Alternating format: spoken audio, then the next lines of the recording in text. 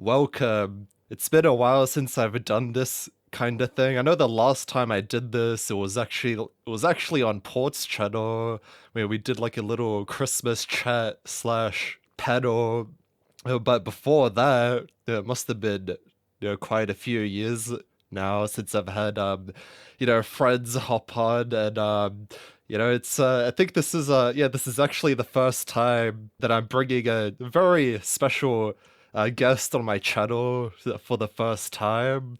You may know him as Phoenix. That's the nickname I gave him in Black Ops: The Story 2. But now you get to hear him in the flesh. Welcome to the channel, Phoenix. Thanks for coming on. Hey man, no worries. Thanks for having me. Yeah, and I'm also having my two good friends, Paul and Disco here, aka Sean. Thank you guys for coming on once again. Always happy to be on.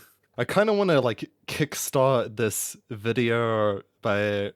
Oh, I got a bunch of topics. I got a bunch of things I actually want to get off my chest, but the first thing I want to talk about is like fucking normies, simulation theory, and just like the predictability of normies, like toxic positivity, for example. I was gonna make like a standalone video on this, but I want like your guys's opinion on this as well. I want to talk about like I suppose like the predatory nature of like the psychiatry, the psychology, big pharma industry, like with the overprescription of meds. Well, that's part of it, but my main gripe with it is definitely like the toxic positivity aspect of it, which is why I mean, as you guys know, I did see like a psychologist before, but I wouldn't do it again just because I think, me and the type of person that would work in that field are very fundamentally different people. I think they are, dare I say, blue-pilled. Like when you think about the type of person who wants to become a psychologist and wants to help people, and then you try to I guess black pill on the reality of this world or your particular situation, there's always gonna be pushback against it. I think there's very, even if there were good like psychologists or psychiatrists out there, I'm not gonna be fucking wasting my time going through a bunch of them until I find a good one. But that's just me personally. You guys can go ahead if you guys wanted to add anything to that. Yeah, I mean, I guess my sort of take on that, I don't know, sort of a mixed bag. I mean, on one hand, I mean, I've seen some therapists that, in my opinion, lean into that too much, and there's something about it that just seems so fake, pretentious. I think sort of a big problem with that, I guess, is part of it would be like the sort of theory of psychology, right? So you're looking at, from a psychological perspective, actions, reactions, the psyche, how it kind of adapts to its environment. I think, when it comes to that kind of thing, a lot of these people, how I would describe it is they're very clinical. Yes. And they're very what's the word? They're very set in stone. Like a lot of my The very textbook. psychiatrists. Yeah, very textbook. Even if you've got your own kind of point of view that you want to get across, they're not always receptive to that. Usually they have, some sort of answer for pretty much everything. But Yeah. like something I've noticed, for example, with this psychiatrist I watch online called Healthy Gamer GG. Okay. Pretty, Okay. can I interject a little bit? Yeah, sure. Let me just Yeah. say one thing and I'll let you interject. So, the reason why me and Sean just chuckled there just now is because me and Sean, we have an inside joke, a very funny inside joke between us. Maybe you guys have overheard us talk about it as well. But there's this really good black pilled YouTuber called Rehab Room, formerly known as Incel TV. And He made a Ah. video criticizing this psychiatrist called Dr. K. The title of the video that he made criticizing Dr. K was Unhealthy Gaslighter GG. Never gets old. But sorry, Paul, you can continue now with your So what I you want to used say. to watch. I feel like I used to watch. I've definitely watched Incel TV's videos. Yeah. But yeah, I wanted to talk about this video because I listened to this at work the other day. It's pretty messed up. I think she ended up getting brain zaps and seizures when she was withdrawing from SSRIs, and she was on and off them from about her I'd say late teens, early 20s when she was in university. And she was on them for about, I want to say at least 10 years. And then this guy says the more withdrawals you have, they get worse. So her third withdrawal was very bad. Apparently, she could hardly get out of bed and seizures and all this crazy shit going on. I don't know. I don't trust them. At least the drug side of it. Yeah. Therapy might be helpful in certain circumstances, but most therapists would probably just prescribe drugs. Yeah, exactly. I mean, like as Thugnificent from the Boondocks once said, all the stuff they give you is stuff that just makes you sicker, and I couldn't agree. So yeah, unless you're paying my bills or something, like it's not really going to help. Yeah, I mean, if you want to, Unless you're giving me money. yeah, just give me money. I don't know, giving me food or something. Yeah, It's something that actually helps your life. yeah, exactly. I was wondering if I would maybe benefit from at least a couple sessions, but I don't know. Again, I don't really trust them. Well, I mean, look, it's up to you. I mean, I wouldn't knock anyone who tries it. I wouldn't knock anyone who actually gains a benefit from it. Like that's totally up to you. I wouldn't stop you there, but just be careful. That's all I will say about that. Back when I was in school, I briefly had a few sessions with the school counselor. We like played board games and card games and stuff. Learned how to do little animals with my hands, which I still remember how to do. Oh, wait, Make a animals shadow with your rabbit. hands? Do you mean like shadow puppets or something? Yeah. Yeah. Jennifer Lopez. The funny thing is, her name was Mrs. and she was white. Mrs. I can't believe I Nigger. wasn't racist back then. I didn't become racist until I was an adult. Yeah, well, I mean, you were telling me last night how, like, I mean, growing up, like, in your childhood, it was a lot more wider in your It's childhood, so maybe definitely that's why you very. became racist as an adult. I mean, my school was mostly white, so that was the main environment I was in. Yeah, my school, at Yeah. least in my year group, I'm talking about high school, I think I was probably like one of the few Jeets, one of the few Indians in my year group. I think there are only like 3, but surprise, surprise, I think the other 2, I mean, I didn't hate them, but they were definitely very cringe and annoying. Not to me personally, but yeah, at least the Indians that I grew up with in high school, they had like this really fucking soy Reddit tier, kind of attitude, very very cringe, that kind of smug, condescending. You get what I mean. I don't know about your school, but definitely my high school and my primary school, the biggest demographic were definitely the Arabics, the Muzzies. Well, in my grade, there was one Muslim and then Mm-hmm. a couple Indians, Ah, and the rest were white.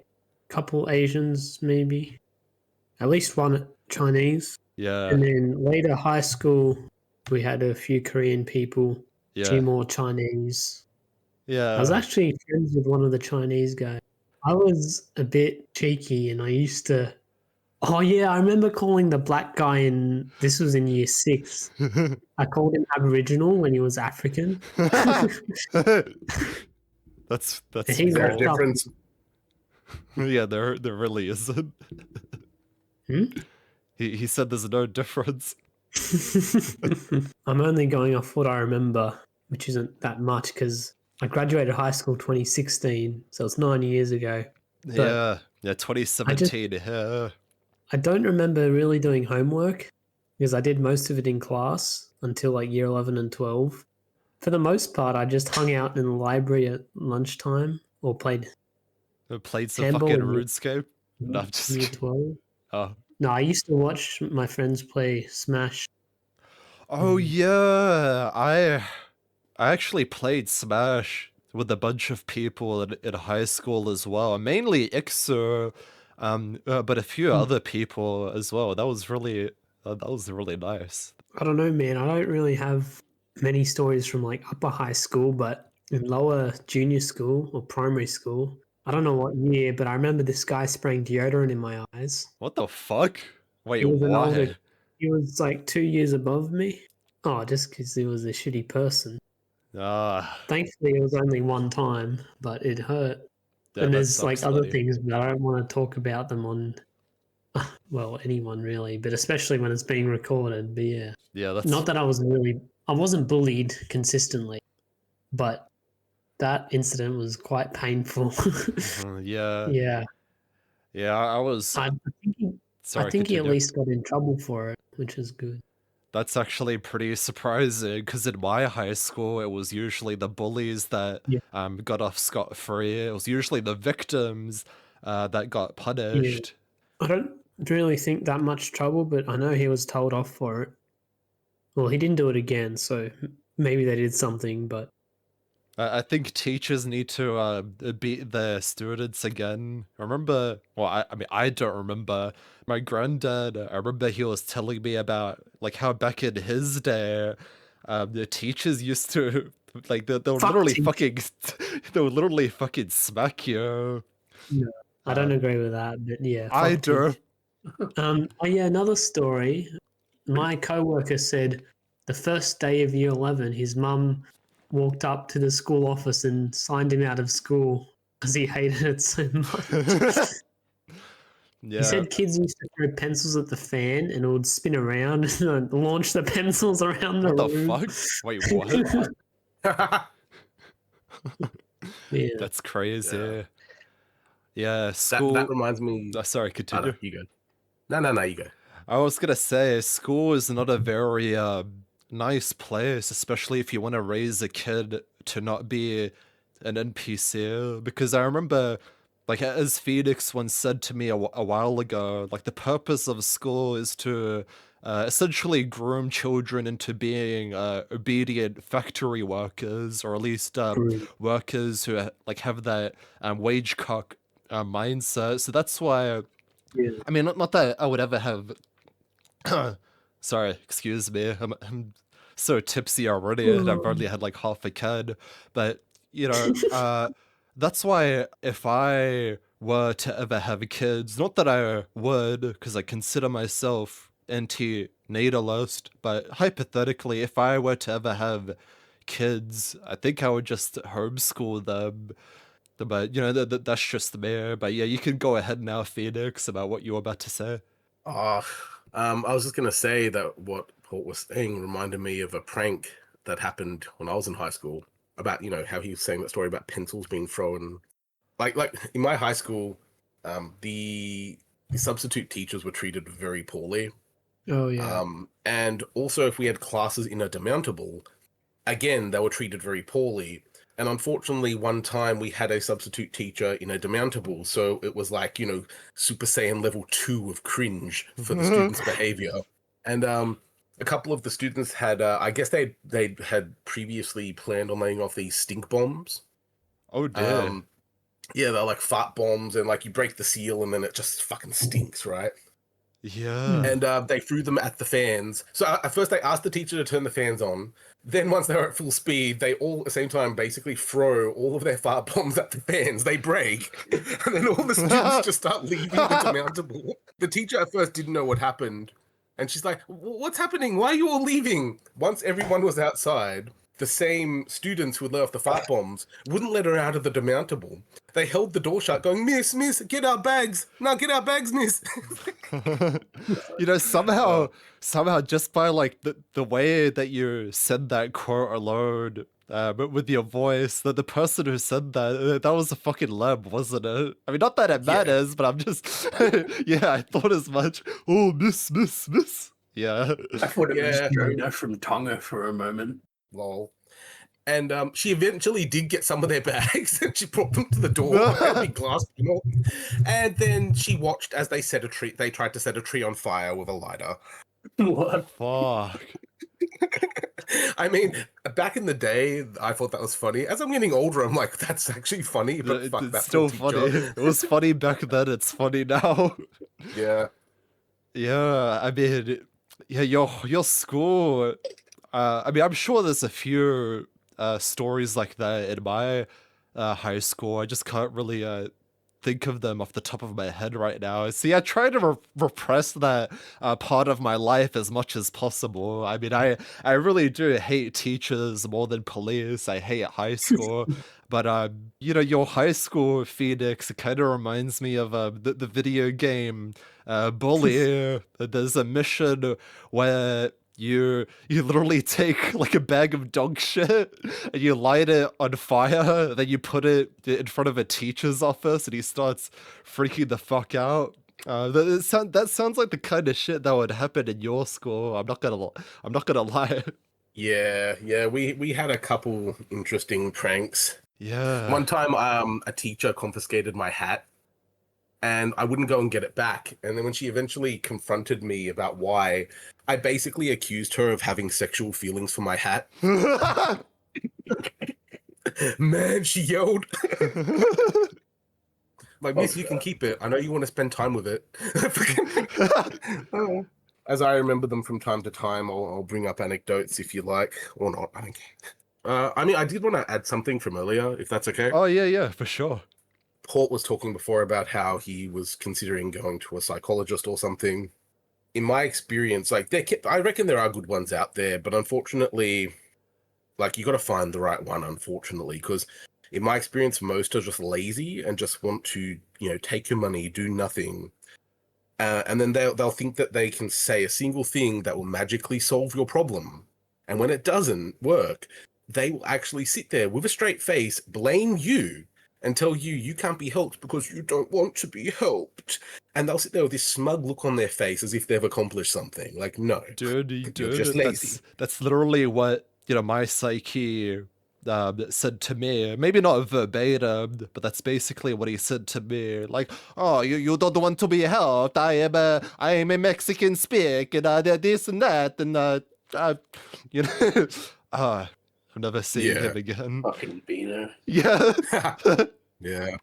I mean, I think toxic positivity just breaks too easily under real world applications.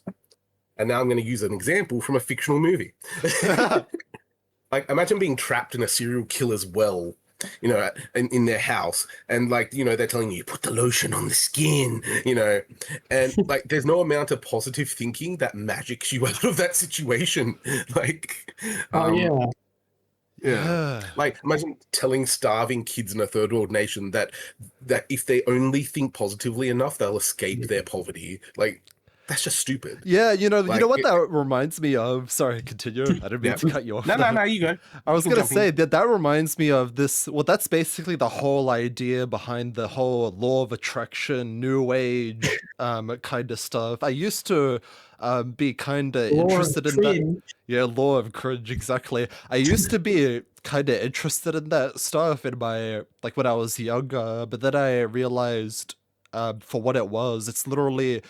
I mean, the most abridged explanation that I can give for it, for those who are watching, for those who don't know, it's basically the idea that you can manifest anything into existence just by thinking about it. So if you picture yourself as a millionaire and what you would do as a millionaire, buying houses or whatever, if you just visualize that in your mind, it'll literally happen. But obviously that's not how reality works, but yeah, sorry for interrupting. Nah, that's all right. That was a good ad. I wanted to talk about, first I want to talk about the Silence of the Land. Yes. Because I know Hannibal's quite unrealistic, but that is definitely my favorite movie Yeah, it Yeah. is a very, very good film. Yeah. I was actually yeah. starting a rewatch of it. I might Oh, finish it nice. later tonight. You But should. yeah. Enjoy the tuck dance. Oh, yeah. Goodbye, horse. Yeah. But The book's pretty good as well and has quite a lot more detail. oh damn, yeah, I'll have to go read Yeah. that at some point. Like Crawford's wife is in it. I think she dies. It's not a major spoiler, but I'm pretty sure she dies from like cancer. And it has extra details about Benjamin Raspail and Hannibal and yeah, toxic positivity is pretty dumb. Yeah. They really don't take into account external factors Oh yeah. like inflation and Yeah. any number of other things Yeah. that can happen to someone. Like, what if someone's born with cancer?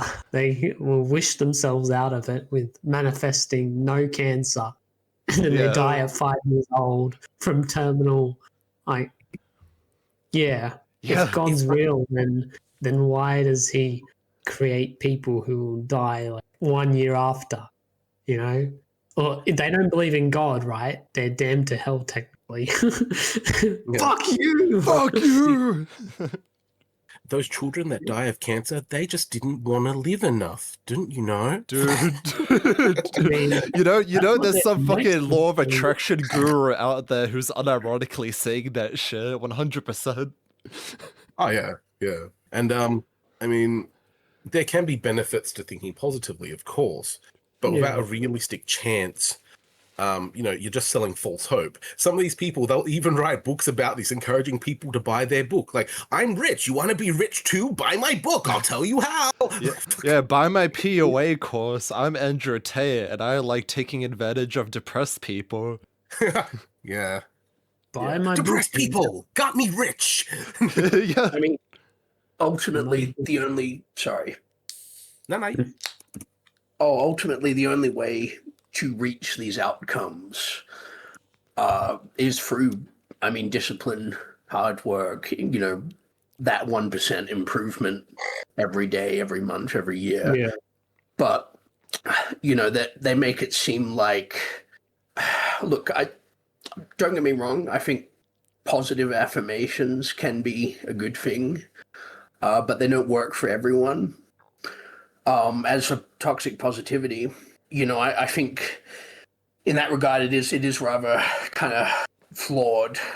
I think, you know, it's good to give people encouragement, but Yeah. you know, you have to be realistic.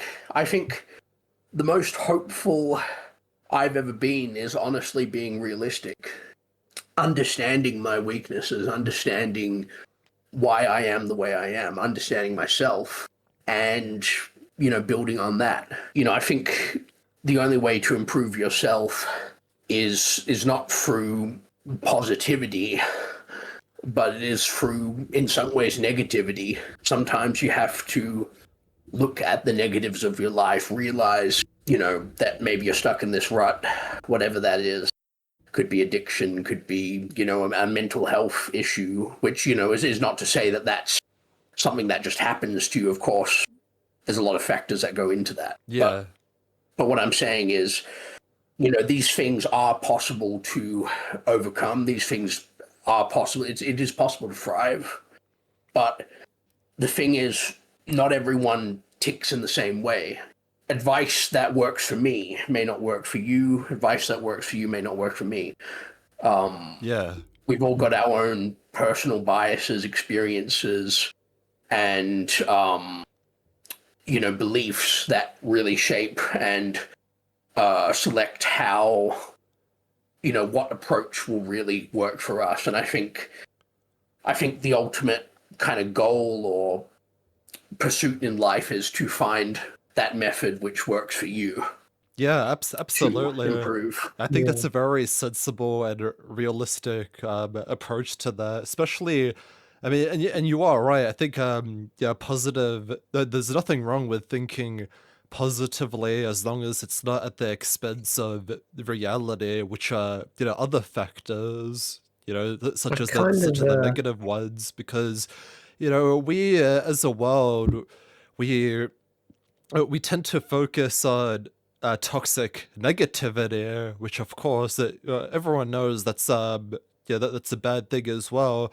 But the problem is no one takes time to look at the other side, which is toxic positivity, and and I think, and just to add on, like, to your other point, like, yeah, I think positivity without a reason to be positive is just delusion. Like, at that point, you're just literally coping like a schizo. It's literally made up monkeyshit.com at the end of the day. So if you want to, like, assess your life, I would do it on both fronts, both positive and negative. But you can go ahead, Paul. I think you were about to say something.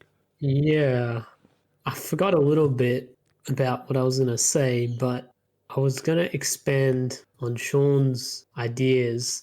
I was going to relate it to Christianity because they are very much focused on toxic positivity. I really just think they take it to the extreme. Like people breaking out in tongues and all this crazy shit, just worshipping every week when their life's gone to shit. And they're like, oh yeah, God fixed my addiction. Yeah, well, see, the thing is with that, yeah, whether it's religious or otherwise, the thing is with people, in positive situations, they usually attribute it to the fact that their mindset at the time may have been positive. So people then make the false correlation of, oh, I guess look at all of these people that were happy. They must be in that position that they were in simply because they had like a positive mindset. So that's why I think that's definitely a big part of the reason why toxic positivity has taken a hold on this world. I mean, not just in psychology, not just in religion, but just in life in general, I would say. Yeah, like if I want to, it's like Phoenix's old example. If you want to grow wings and fly away, it's not going to be possible. Yeah, you That's can't. gonna be Yeah, exactly. Yeah. Yeah. But then again, if you're someone who's tried and failed, that's fair enough. But I think it's worth it to at least try a little bit. Yeah. But yeah. I'm not trying to prescribe. Oh yeah, that's right. I wanted to talk about they will just prescribe things like more socializing when that was literally the thing that was stressing me out so much. And I wish I could just go to work and like put a chip in the robot and it, I mean, that's probably our future anyway. But Yeah. you know what I mean? It spits AI. out a thing and you go about your business normally. But yeah, unfortunately, that's not really the reality we live in. At least not. I don't really support our dystopian future. I don't Yeah. know. If I could like migrate my body to a robot to get rid of chronic pain, I would. But Yeah. I don't know. They'll just like prescribe going to the gym or socializing, which are helpful a little bit, but I don't really find lifting. Well, for one, lifting weights hurts my body, so I'm not gonna. I Yeah. don't usually lift weights, and then socializing is causes me mental scatterbrain. I guess the best way I can describe it is I don't feel correct in my body, like a feeling of disassociation. True. No, well, for Like, real, if I like could grow tits, maybe, but no. That's That's the cyberpunk life. I mean, yeah, yeah, I mean, I know you've played 2077, but you can a little literally in bit. the character creation screen fucking change your genital shit. I think even in the game, like while you're playing, you can do that shit. Like, um, that's the sort of cyberpunk dystopian. Well, maybe for some utopian future, but only troons. Yeah, yeah, I Think, know. Sorry, Paul, continue.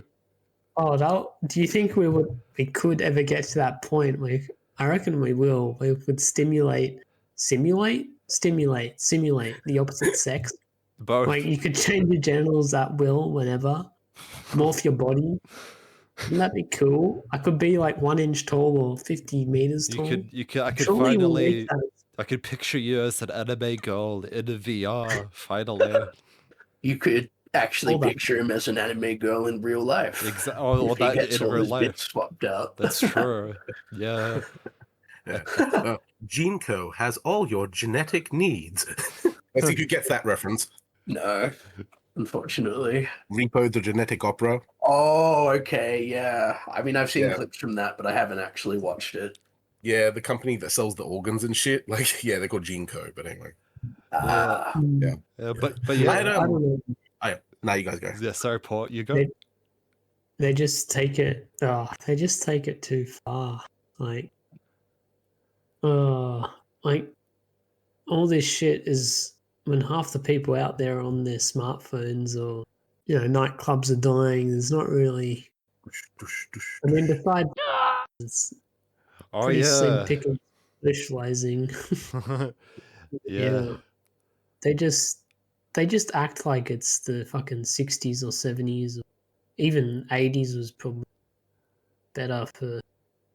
I mean, I look at old photos of my parents with their group of 10 friends going to Surfers Paradise and shit. Man, that I don't know if that exists very often anymore. But thankfully, we still meet up reasonably regularly. I'm kind of drunk. I had Yeah, so 3 am beers I. quite fast. Yeah, it's Oh alright, yeah, I buddy. wanted to make a tangent. These beers are very nice. They're hand super dry, gluten free because I'm gluten intolerant. Damn. Yeah. nice. This is time for the sponsored ad. For Man, real, if they would sponsor me, I would like be an alcoholic. I'm sipping on my favorite beer of all time right now. It's called Mercury Hard Cider, crushed raspberry flavor. If those Oh, guys want to sponsor me, I'm all for it. man, Hit me I've up. tried those hard ciders and I cannot. They are way too sweet for me. Yeah, Can't. fair enough. The sweetness is what I love. I don't like I bitter threw beers up. that much. Like, I almost felt like throwing up. It depends what you go for. There are some ciders that are on the dry side, like if you've ever had dry white wine or vermouth, kind of like that, like dry vermouth. Yeah. Like you can get like I brewed my own because I used to brew alcohol. I've made very dry apple cider, and it's not sweet at all. Like it's very much kind of acidic. It's like a wine. Oh, nice. Yeah, if you like white wine, I think you'd like dry apple cider. Yeah, I totally want to watch you brew again. That was pretty fun. Just watching the process. It was very educational. Yeah, it is a lot of fun. It's a good hobby and even job. A lot of people really enjoy that kind of thing. I've got one of the best craft breweries in Australia near me, and yeah, I mean they put out some amazing beers. Nice. Hey, I wanted to add a point, just a little thing about what Paul was just talking about how people seem to go out more before. Like, you Yeah. couldn't imagine socializing as much as parents. I mean, I think the internet, the proliferation of the internet and all the entertainment that brings, and mobile phones, I mean, it's made it so people, they don't have to meet up anymore. They don't have to go out. They can go out less. And, like when you've got when you work full time, and full time jobs were more available, in the past, that's a part of why people went out more. I mean, yeah, at least that's my thoughts, because, yeah. Also, sorry to be a pain. I had like sort of 2 more points about that positive toxic positivity thing, but if you guys just want to move on, that's okay too. No, I want to hear this. All right, so I guess the first point I'm going to make is like, I believe people can succeed, but the belief that trying hard enough or long enough, that under those conditions that success is inevitable. That's what the heart of toxic positivity is. Yes. Something that pops into my head, which is sort of related, is this quote from Star Trek: The Next Generation, and one of the characters is like, "It is possible to commit no mistakes and still lose. That is not weakness. That is life." Yeah, exactly. Yeah. and a part of this point, like I think we live in a patron type culture. Like, but back in the Middle Ages and stuff, like you needed to find a patron and then do work for them to get money so you didn't die. Yeah. Yeah. So we sort of still do this in the form of jobs. I'm gonna do one of my imitations now. So to put this another way, this is to say that we live in a hierarchy where people above you need to bestow favor upon you in order for you to move up in that hierarchy. Is that And Jordan if you don't, Peterson? yes, Yeah. and if you don't, you will live a wretched existence. Right. I guess that's my first point. Yeah. If you guys have any comments or not, I can move on to the next point. Yeah, Whatever no, you want. I have nothing to say, but I absolutely I agree 100%. Cool. Yeah, and guess the next part is I think toxic positivity just enables the toxic positive person to dehumanize, minimize, and dismiss the struggles of others, which is like a very myopic and assholish position to hold. Yeah. And they always end up blaming people for their problems and hardships. Sometimes, it's genuinely outside your control. Yeah. Like if you're poor, well, you weren't trying hard enough. There's a magical threshold of trying where if you achieve, you will become a billionaire and rub bald heads with Bezos. And like the only possible reason you're poor, the only possible reason is you weren't trying hard enough, brokey. Yeah. Yeah, and the thing is, it's the gatekeepers of wealth who stamp on your face forever. That's what keeps you poor a little bit. It's like, imagine someone telling you the only reason you didn't win the lottery is you didn't want it enough. Fucking, it's just ridiculous. Yeah. It's like, yep. I watched this thing the other day from Bernie Sanders, one of his new videos. I think it was saying the top 1% owns about 52% of the wealth of the bottom 52% of Americans. Damn. But Sounds about right. Yeah. I guess the last point I was going to make was actually that my favorite example, that Dragon Wings example. So that you mentioned earlier. Yeah, Paul. I think that Dragon Wings example is the perfect way to describe toxic positivity. Absolutely, yes. Yeah, and for those listening, I'll give that example now. So, like to toxic positive people, I say this: grow a big fat set of dragon wings and fly away. Yeah. Oh, where's your dragon wings? You didn't grow dragon wings. I guess you didn't want it bad enough, or you just weren't trying hard enough. If you tried hard enough, you'd sprout a big set of dragon wings. It sounds stupid because toxic positivity is stupid. Yeah. Anyway, it is. It's thank you for coming to my TED Talk. Yeah, exactly. Yeah. It's exactly the kind of shit, Cod King was saying to me all those years ago. It was I think it was more so toxic negativity, but the toxic positivity, it definitely came from my friend at the time, David Allen Cope. We're not friends anymore, as you guys know, in Black Ops The Story 2, from that video I made, but he was definitely a big, for a black-pilled individual, he surprisingly had like that toxic positivity mindset. I know this is kind of off topic, but it's I kind of want to use this to segue into like a different topic that's like slightly related, but if anyone else Paul or wants to add anything, you can go ahead. Something kind of related to toxic. Well, it is related to toxic. Sorry, I feel quite drunk right now. That's all right. Even though I only had 3 beers, but I want to talk more a little bit about how the internet has kind of centralized. It's made people feel bad for not measuring up to these positive expectations, or going to the gym, having a job, having money, or whatever, right? It's made because now you can go online, whereas if you lived in the 80s, the only people you were bouncing your ideas off are your friend group or your parents or your family, right? So I presume most people have hopefully at least a decent family. That might not be true, but let's say on average it is, right? You're bouncing your ideas off your family, you're unemployed, they're at least hopefully a little bit sympathetic towards you. But nowadays, you go online, you Google some shit like how to get rich, how to get fucking muscles and shit like that. And you have 10,000 channels telling you have to, if you don't have a six-pack by, like, you've seen those videos, transform your body in 1 month. I did this shit for 1 month, before, after. It's like, that's not gonna. Dr. K. Oh, wait, no, Dr. Phil. That's really not gonna work for everyone. I don't know, man. Exactly. This shit really has taken over quite a lot. I think there's maybe more pushback now because I want to relate this to antinatalism and the declining birth rates, because I think it is the correct philosophy. Yeah. I was gonna mention to my friend to avoid having children or getting married. I don't know if that's a good idea though. Unsolicited advice.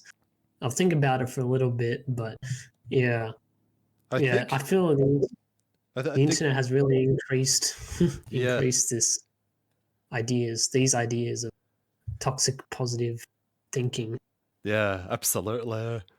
What's it called? Speaking of toxic positivity, if I could say one good thing that came out of that, I know I talked about this in my video before, but indirectly, if you want to go down like that butterfly effect route of thinking, if you really think about it, not that I'm giving COD credit or anything, but if it weren't for COD, I don't think I would have met my friend Phoenix here, and I'm not glad that COD was picking on me at the time, but I am glad of the circumstances that happened after that. So I'll sort of retell the story for those who already haven't seen Black Ops the Story 2, just sort of the story of how I met my friend Phoenix here.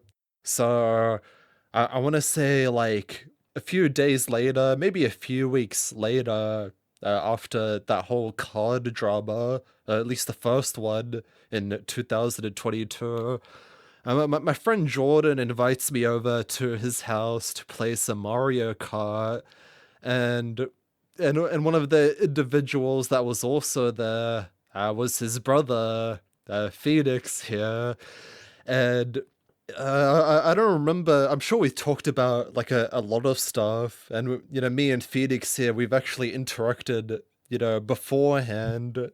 I think we've interacted over a Discord call, in Jordan's Discord server, and maybe a phone call or something before. So I kind of, we kind of, me and Phoenix, we kind of had an idea of who each other were, but not really, at least not until, that day I was playing Mario Kart with him. Since the whole card drama was still in my head, I remember saying, "Hey Phoenix, I know this is kind of a odd question, but what do you think of people who shame people who are unemployed or whatever?" And that whole the fact that I used that card drama to break the ice with Phoenix here, I think it really started this domino effect where we had a really deep conversation over a game of Mario Kart, and then then we ended up exchanging phone numbers, and that's how I became friends with him. But I wanted to I wanted to ask you something about that meeting, Phoenix. What was, just out of curiosity, what was your first impression of me? I mean, that's hard to answer, man. I know it was nearly 3 years ago, but yeah. No, I remember, that meeting. I do, but I don't know. I don't really walk up to use most of the time. I try and let people's behavior guide my opinions of them. I don't walk up to. I try not to have experiences with people that where I walk up and I'm already thinking stuff you're just a dude. You seem friendly. You're a dude. Well, that's at first, and yeah. I remember when we were talking, like you were actually listening. Like a lot of people, you'll find, and this is true for all of us, even me, to a degree, people talk and they're just waiting for their chance to fucking speak. Like, partially listening. And, you were actually fucking listening. And that struck me. It's like, okay, like you may not have anything to add to what I'm saying, but you're able to listen and analyze it. And if you had disagreed, I believe you would have actually vocalized that. And so I thought, hey, I think this guy is someone I could have conversations with. That's I remember thinking that much, if that makes sense. Yeah, that makes total sense, and a Yeah. very realistic answer. Thank you. That was a great answer. No worries. Yeah, I- as for my first impression of you, I remember thinking, man, man, this guy is the strongest man in Australia. He is very, very smart. Probably the smartest guy that I've encountered in a very long Can I? time. And uh, Hey, sorry, I'll finish my point. I'll let you talk in a bit, Port. Sorry for interrupting. Yeah. Don't just wait for your chance to speak, Port. Yeah, but Anyway, continue. what's it called? But yeah, I remember thinking, this type of person, this type of intellectual person, this is the kind of person that I would only encounter online, such as, the Black Ops people, like Jack the Goblin, or the people on Setter.net, like my buddy American Muskrat. I haven't spoken to Muskrat in like fucking ages, but I do consider, Muskrat a very intellectual person. And whenever I would meet these kinds of people online, I would think to myself, man, I feel it sucks that I don't get to meet these kind of people in real life because I want to, hang out with them and do stuff with them, play video games with them, get drunk with them, just do friend stuff with them.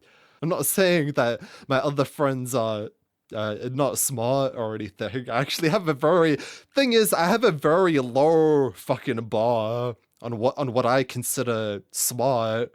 Yet I still get disappointed by the same NPCs that I encounter on a day-to-day basis. So yeah, but that's my answer.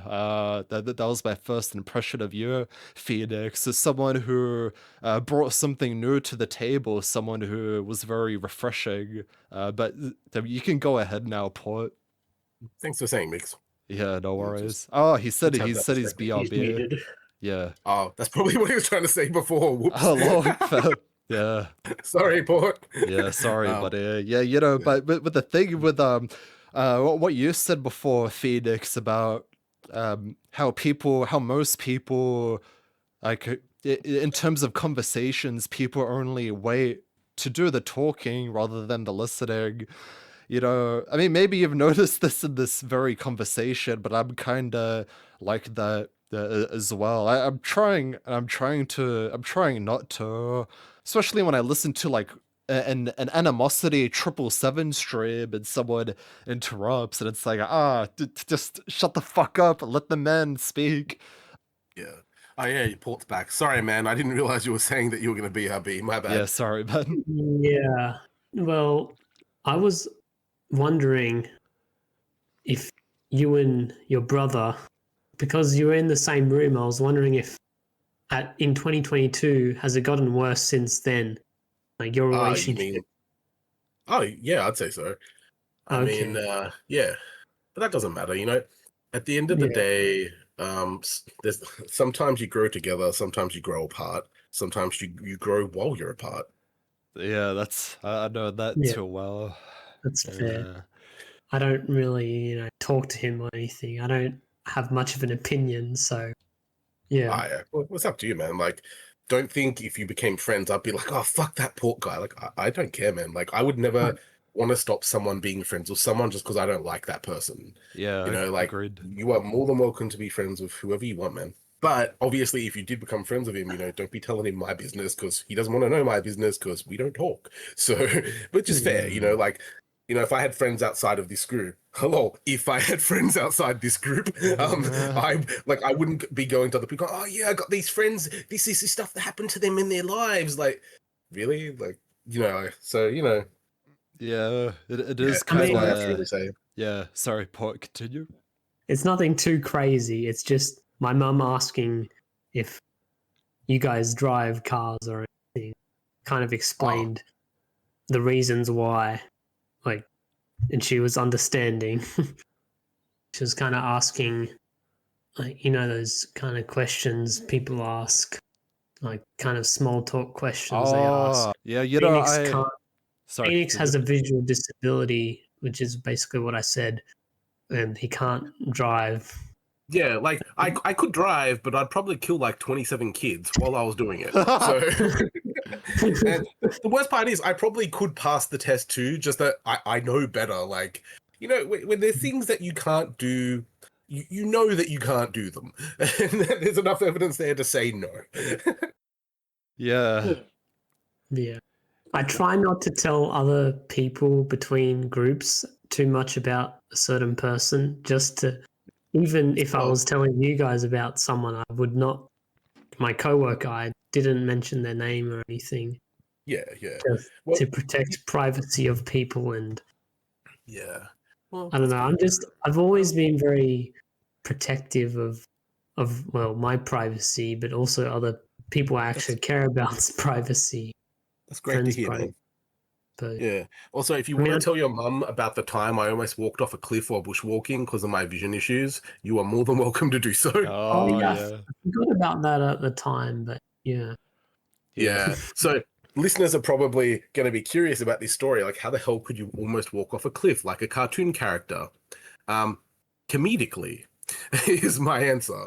Um, I'll just say the story here. So I was bushwalking with a friend from uni, and it appeared that there was a fork in the path, and we were going down this like mountain trail, you know, and there was a fork in the path. The left way my friend took, it was like dirt, and on the right there was this big, it seemed to be a green area, and I was like, hey, that looks nice, I'll walk over there. And as I walked up to the green area, my friend called out my name in a way that was very panicked, and it's the type of tone where you know there's danger. So I stopped, Mm. and then she came up and she goes, what do you think is here? And I'm like, a green trail. It was the tops of trees, because my brain had Oh, dear. gone, oh, green near your feet must be grass, derpa derpa. And yeah, so I get like this visual camouflage thing where if I like if two things are objects are the same color and their edges are overlapping, I won't see one of those objects. That's just a little example. And sometimes if I think I'm going to see something, I'll see it. Like I thought it would be green grass, it was the tops of trees. Um, like if I put my black wallet on my black bookcase, it's gone. I have to basically close my eyes and just feel around for it with my hands. You know, if I come back later and forget the exact shelf I put it on, I could say more, but I'll just leave it at that. Don't need the whole world knowing all of my weaknesses. Yeah. I'm just curious, would you say it's a depth perception issue? Because some of those kind of remind me of issues with depth perception. No. I think I know what it is. I don't have a diagnosis yet, but I'm genuinely going to get a diagnosis when I can. So, first you have to understand something about how the brain processes visual data. So, some people, if you said to them, "How do you see?" they'll go, "With your eyes." That's true, but that's not the whole answer. It involves the eye, the optic nerve, and the brain. The brain interprets what you see. Your brain doesn't magically know what you're looking at. So it's looking at memory, it's looking at what you expect to be there based on context. It uses context, right? Yeah. And I mean, I remember seeing an article a few years ago from a neurologist saying how your brain just fills in a lot of detail to save time, rather than you actually like giving 100% attention to every single thing in your visual field to acknowledge it. And so, obviously, when I thought it was a green trail, because it was low down near my feet, my brain has gone, derpa must be grass. So, Wow. I believe it's a condition. It's called visual agnosia, or it could be a perception disorder. It's one of the two, but I think it's more of along the lines of a visual agnosia. Interesting. Yeah, I didn't know that. Yeah, like there tends to be three main problems with it. So the first one is color camouflage. If two things are the same color, I'm not gonna see both objects. Like my cat has this white strip on her chest. She stood in front of a white box once. Couldn't see the cat, I can only see the box. And she's not all white either. It's just her chest that's white. So my brain was just like, herp-a-derp, no cat there, until she moved. So yeah, so color camouflage is the first thing. The second problem is sometimes my brain will just edit out whole objects. Like one time I was a kid, I picked up this big stick and I thought there was this brown curled leaf on it. It was a massive spider. And my family had to tell me to put it down because my brain did not understand it was not a leaf. Because what do you expect to hang off to be attached to a stick or a branch? Leaves, right? Yeah, of course. And if it's a branch that's been on the ground for a while, leaves are going to die. They're going to turn what color? Brown. The spider was brown. So, Fuck. but I didn't consciously know that. And with the cliff thing, same thing. Like my brain expected to see a certain thing based on context, and it was wrong. So I imagine the audience being like, "Can't this guy fucking shut up already?" Anyway, Fuck you! No, it's good Basically. content. Yeah. oh, okay. Yes, my personal failings as content. I'm the new Andrew Tate of failure. And basically, I was a passenger in this car. My friend was driving along on a semi-busy road, and it was during autumn, and all the trees had brown leaves, and they were falling down. In America, they call it fall because leaves fall. Anyway, and basically, at one point, this mass, like a big swirl of brown leaves goes in front of the car, and my friend brakes like it's life or death. And I go, "Why'd you brake? It's just leaves." And at first she looks shocked. Then she looks pissed. And she grabs my head with one hand, forces me to turn my head to see the leaves. And she goes, "Watch." And I watched as the leaves stepped up onto the footpath and then lit a cigarette. And only at that point did my brain go, that was a person whose skin tone matched the leaves. Fuck. So yeah, I can't drive. Like, I cannot drive. I will kill everyone. Yeah, it will look like a Yeah. fucking GTA mission if you stepped behind the wheel. Yeah. Oh, you're on that. I swear, bro. I thought it was leaves. You know, it was just leaves. Fucking, I can't believe that shit. Yeah, I definitely have my issues with driving as well. Maybe for different reasons. I mean, I have a full license technically. Well, not technically, I literally have a full license, but I do. I don't know. I've always found driving to be I guess the idea of operating this mech, this big hunk of metal that could kill anyone or myself if I'm not careful enough, it's I could never shake off that feeling. I used to not be like that, but definitely these days, especially because I don't own a car. It's been a while since I have driven, so my driving skill has definitely atrophied over the years. But fuck, I get around fine just on public transport. I think Australia has a I think Australia, at least New South Wales, has a very good public transport system. Well, I think Japan has a better public transport system than Australia, for one. Agreed. Oh yeah, that's true. And if I wanted to get public transport in my area, the buses only come every hour. So Ah, yeah. I pretty much have to drive. And for me, it depends how long I'm driving. If I'm driving for an hour, for like more than half an hour, I'll start to get overwhelmed. Yeah. Pretty much, yeah. I think Yeah. Europe has a very good idea with making cities very pedestrian centric rather than car centric, Yeah. and also having good public transport. Yeah. A Yeah, lot my of job- European cities are very navigable by Mm. pedestrians and people on trains and buses. Yeah. And bikes. Yeah, I think our cities transport is actually pretty bad, to be honest. But I've lived longer, so like I've experienced more shit with it. Yeah, that's true. I mean, Mm. every time there's a slight amount of rain, it'll be on the news. Network knocked out for like 4 or 5 hours. It's yeah. I've had situations where I've been at the central hub in the city after I had went to a concert, and there was an issue, so the last trains didn't come, and then I got home like 8 hours later, and it's only an hour journey. That sucked ass. Oh yeah, that Yeah. is pretty bad. Wow. Yeah. Had a similar thing happen to me where I was heading home.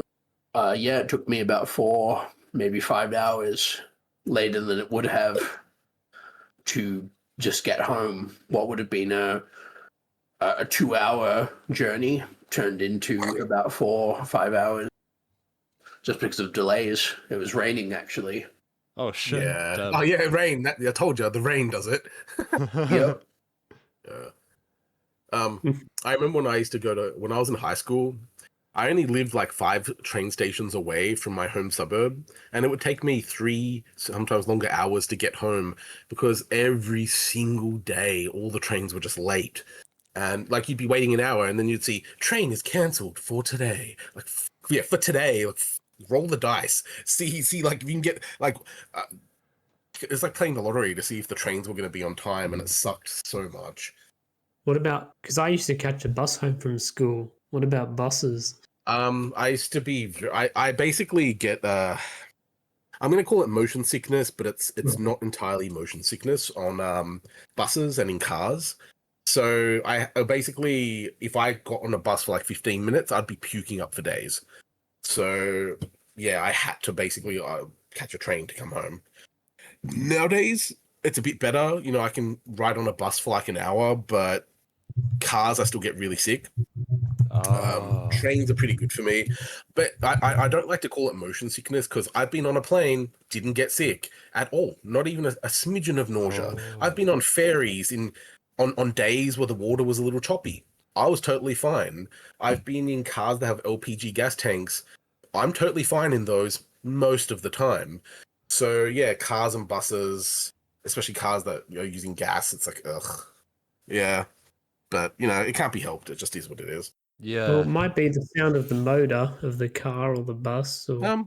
Well, I think I know what it is. It's the combination of heat, of the G-force on the turns, and also the smell of petrol. It just makes me feel ill. So that's the 3 things. No, yeah. So which would explain why on the ferry it wasn't an issue and why on the plane it wasn't an issue. So yeah, but I have found if I ride on trains enough, I can get sick. But like that's hours and hours. Sorry, what were you going to say? Oh, what I was going to say is I wonder if a prescription medication like Stemetil could help. I know it's not specifically indicated for like motion sickness, but it is for nausea. Like an anti-nausea.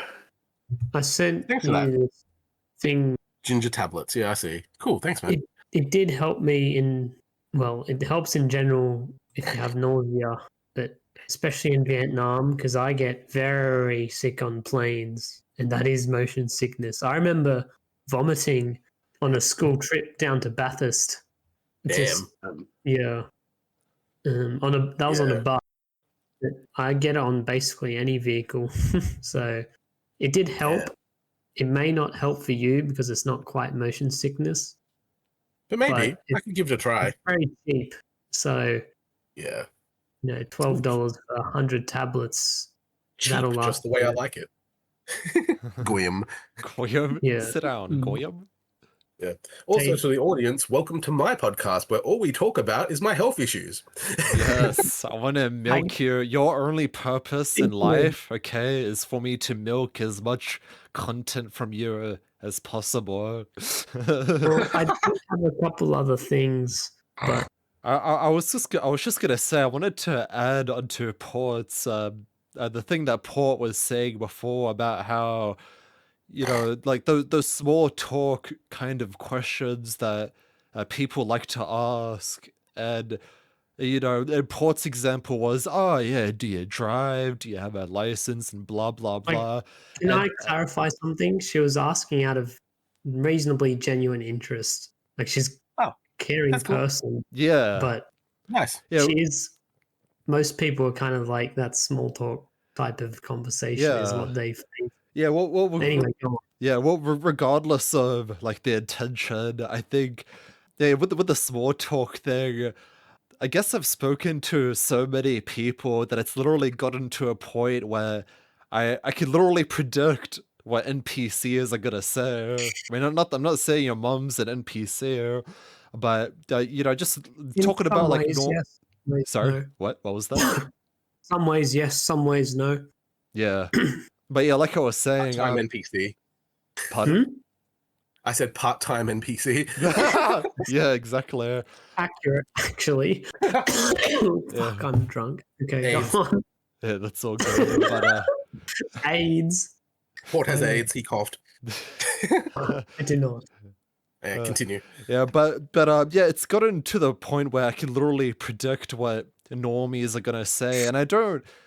I mean, on one hand, it does annoy me, but on the other hand, I understand why they ask those kind of questions. It's kind of like, I mean, you wouldn't get mad for a bear for mauling you to death in the wild. I mean, that's just the nature of, you know, wild animals. You know, you can't fucking reason with them. But the example I was gonna, you know, bring up that I was gonna talk about recently, I went to my grandfather's 90th birthday party, and it was very nice. I had a blast. I was, and I'm not even that close to my family, to be honest, but I had a lot of fun, you know, talking to my cousin and talking to my uncle.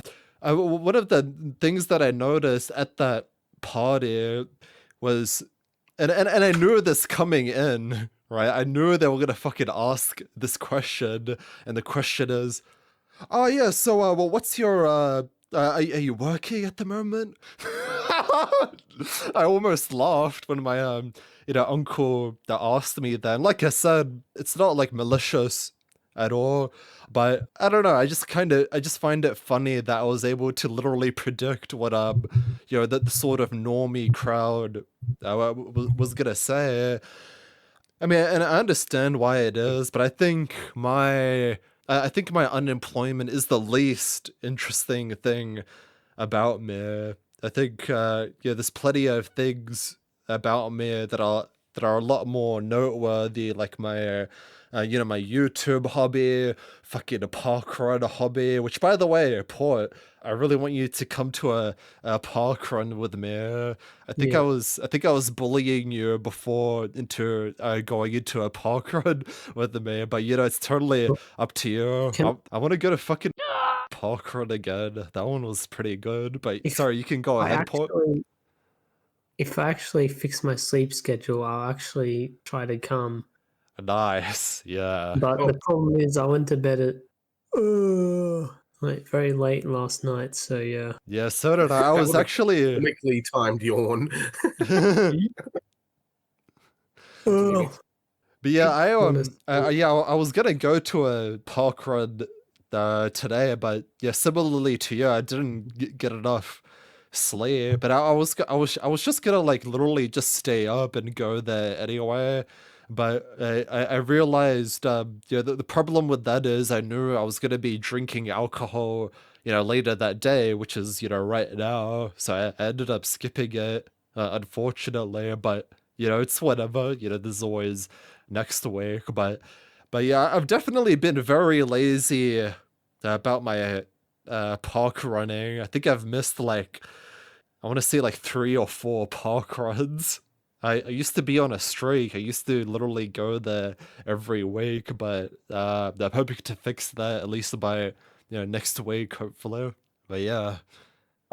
I had two things I wanted to say, or I could just Okay. burst into this part of the conversation like the Kool-Aid man. Oh yeah. Oh yeah. But Yeah. so Mix, the first thing I'll say is when people ask you what you do for a living, just tell them you're professionally unemployed.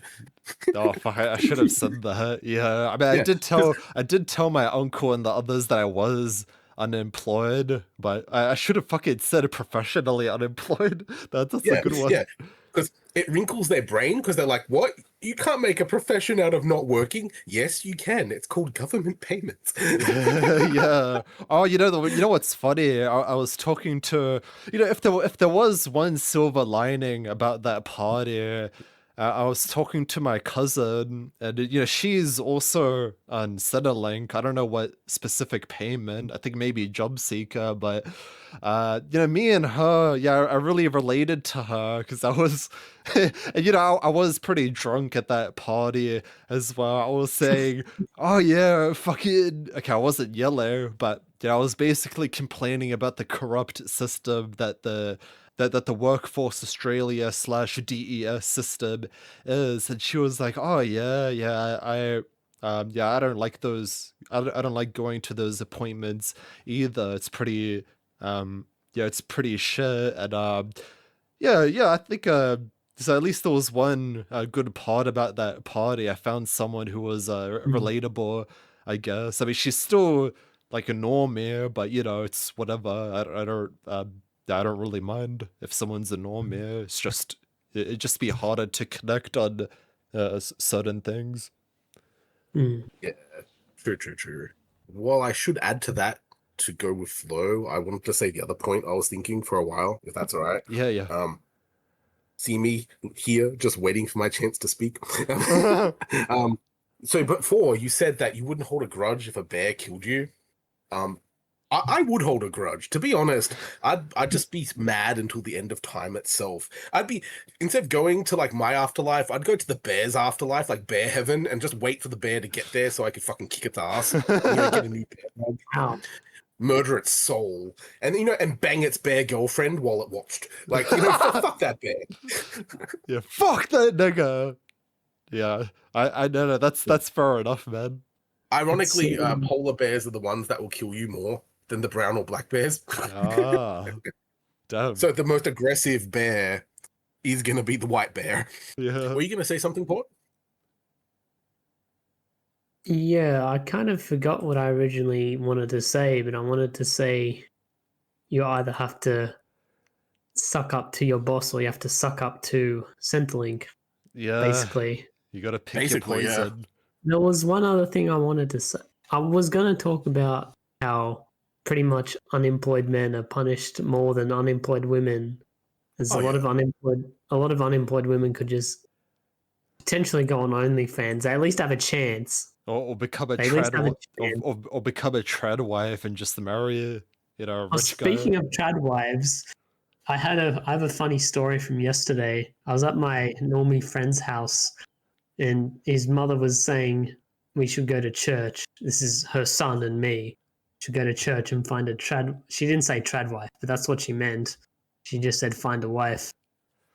I kind of cringed internally, and I said, yeah, I've been to church once or twice. I didn't really like it, and then Yeah. oh no, I said I'm set, as in I'm set in being not having a wife, which is true. Mhm. And then they misheard me, thinking they said my mum. My mum said something. No, they said that's what my mum said, and I said no. She hates churches because she does. Hmm. She's atheist, and You should have anyhow, I told her had. that you would go to find a trad husband. Just make her feel uncomfortable. Because that's the easy Yeah, way well, to shut down a conversation like that. they say shit like that.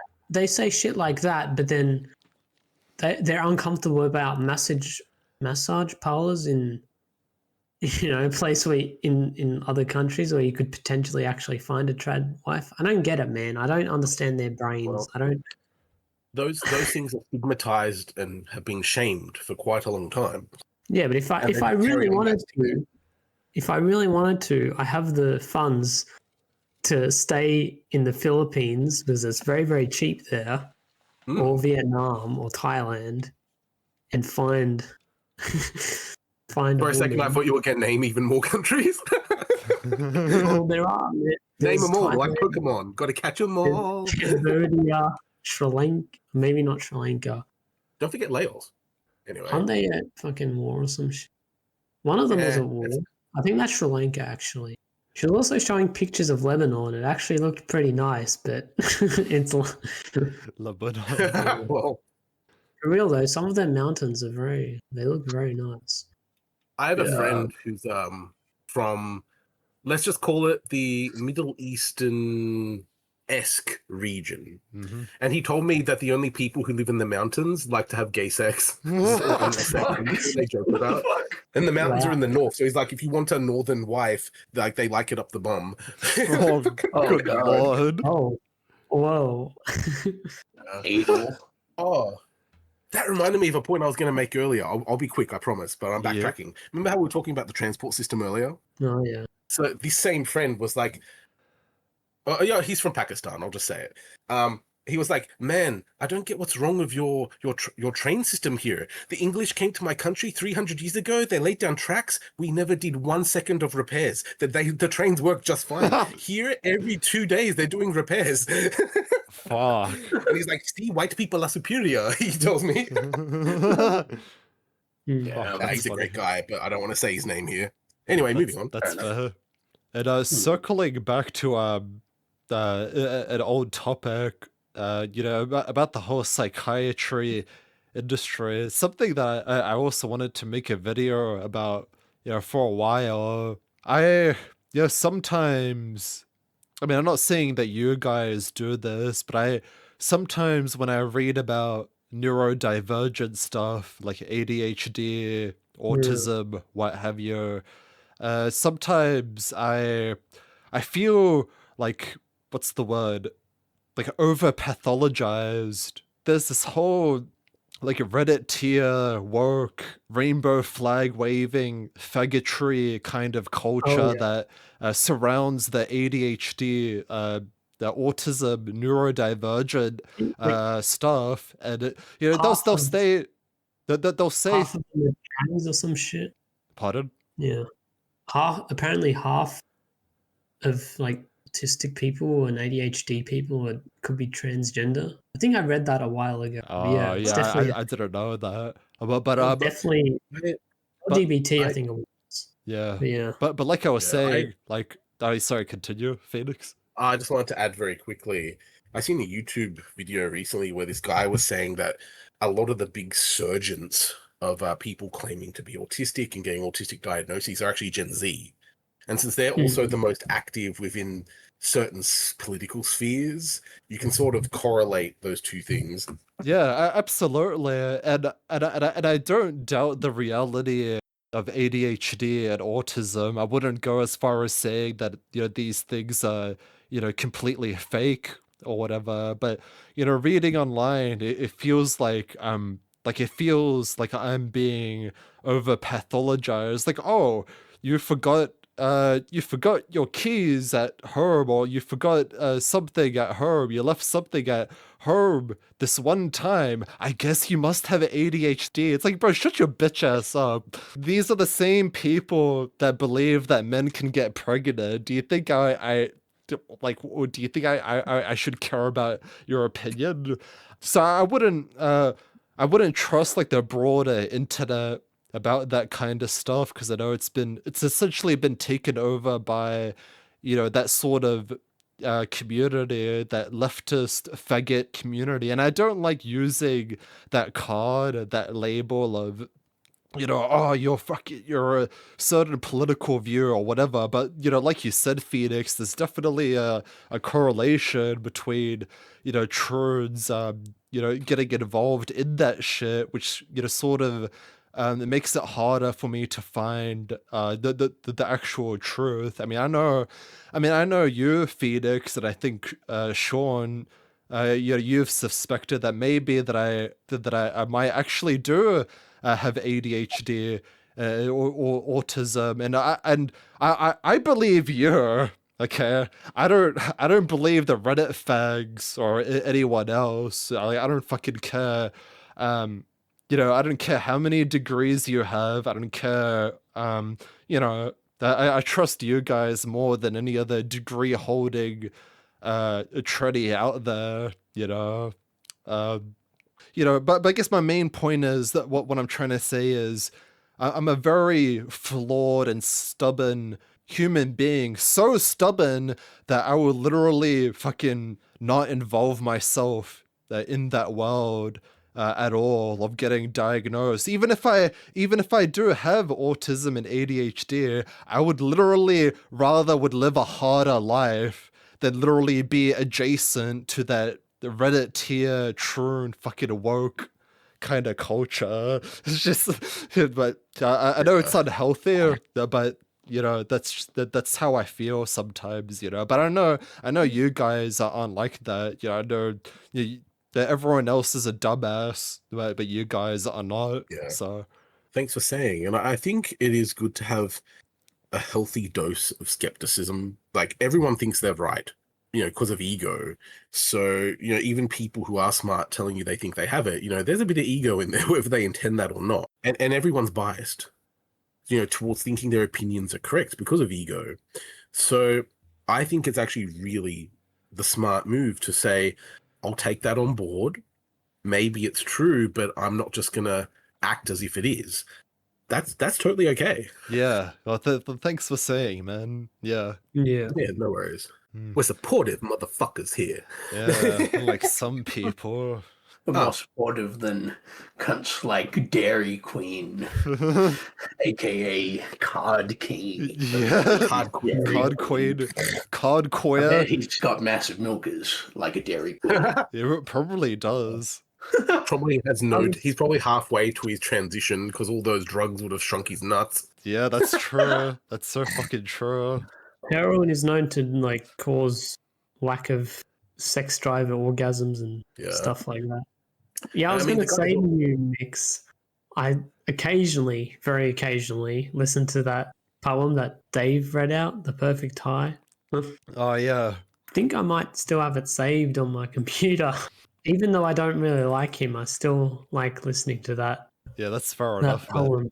Wait, who's this poem by? Shit, I don't know. It's called The Perfect High. Ah, okay. I'll have to look it up eventually. Yeah. Hmm. It's by Shel. Oh, it's a Jewish guy. Shel Yeah. Silverstein. Shel Silverstein. He's the one. Steen. Silverstein. Sheckelstein. Oh, wait. Is it called The Perfect Time or The Perfect High? High. Okay, yeah, I misheard. All right, yeah, thanks. I found it now. But yeah, I mean, I think Card had an interesting personality defect. He was already sort of very low IQ, and then he decided to take drugs. What's that line from Clerks 2? Sex nuts and retard strong. Like, Retard strength. You never go full retard. Yeah. yeah. Oh, and you'll be happy to know, Mix, I've had 2 Mercury hard ciders. Oh, that makes me very happy. no. Which flavor? It's called Original. Oh, yeah, I've had original. That's pretty good as well. Going back for the 3rd, but I think Paul wanted to say something. Yeah. Shit, I forgot. Yeah, I was- that's- Sorry, man. Yeah, Oh, once I wait, have a few I more was- drinks than me, I'll start forgetting too. I think he got the last laugh though, because the video that he wanted to take down. Because remember when he threatened to dox me if I didn't take down a certain pedal that I did, talking about him. Yeah, I think he got the last laugh because that video and a few other videos lately, they've been striked down by YouTube. Cursed Virgin, one of my raps that got taken down. The pedal that I did with Jerked that was taken down, and a few others. I can't remember all of them, but yeah, I think he got the last laugh. But I guess that's just how YouTube is. At least it's still up on Rumble and Odyssey, so I'm not too salty about that.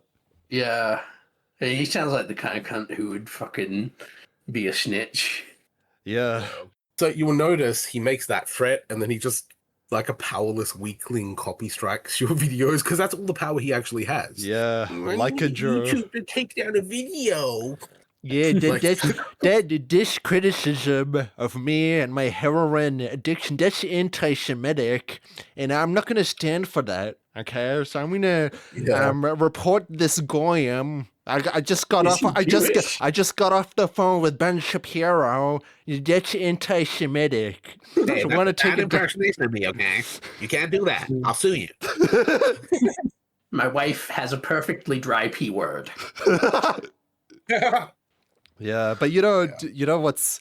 I know I talked about this with you already, Paul, and you as well, Phoenix. But I want to sort of like revisit this topic again.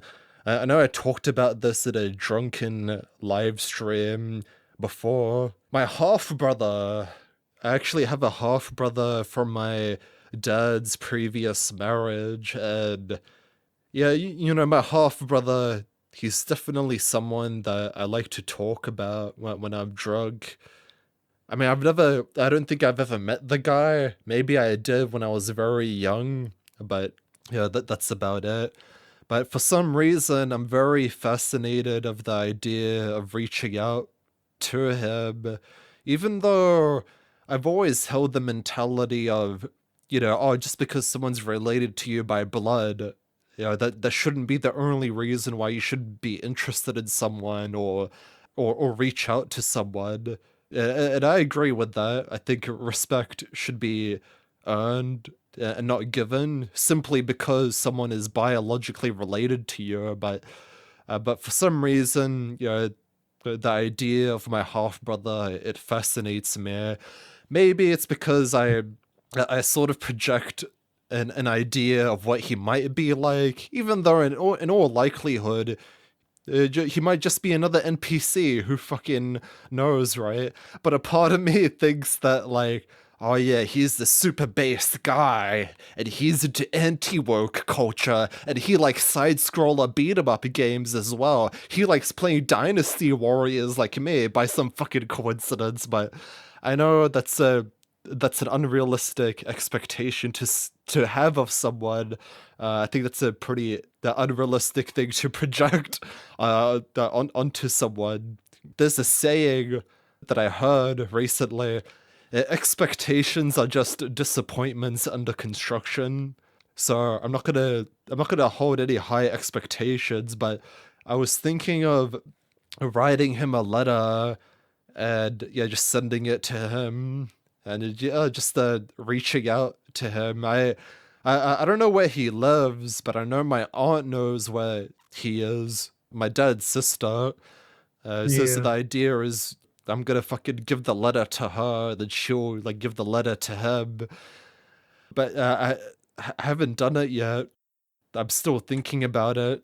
I don't know if I I should. I'm just I don't I'm know. so nervous, man. I want to meet him, but I'm so scared. I think he would be in his mid 30s or late 30s possibly. Yeah, he'd be around that age group. If there's any advice you guys have for me, you guys could go ahead.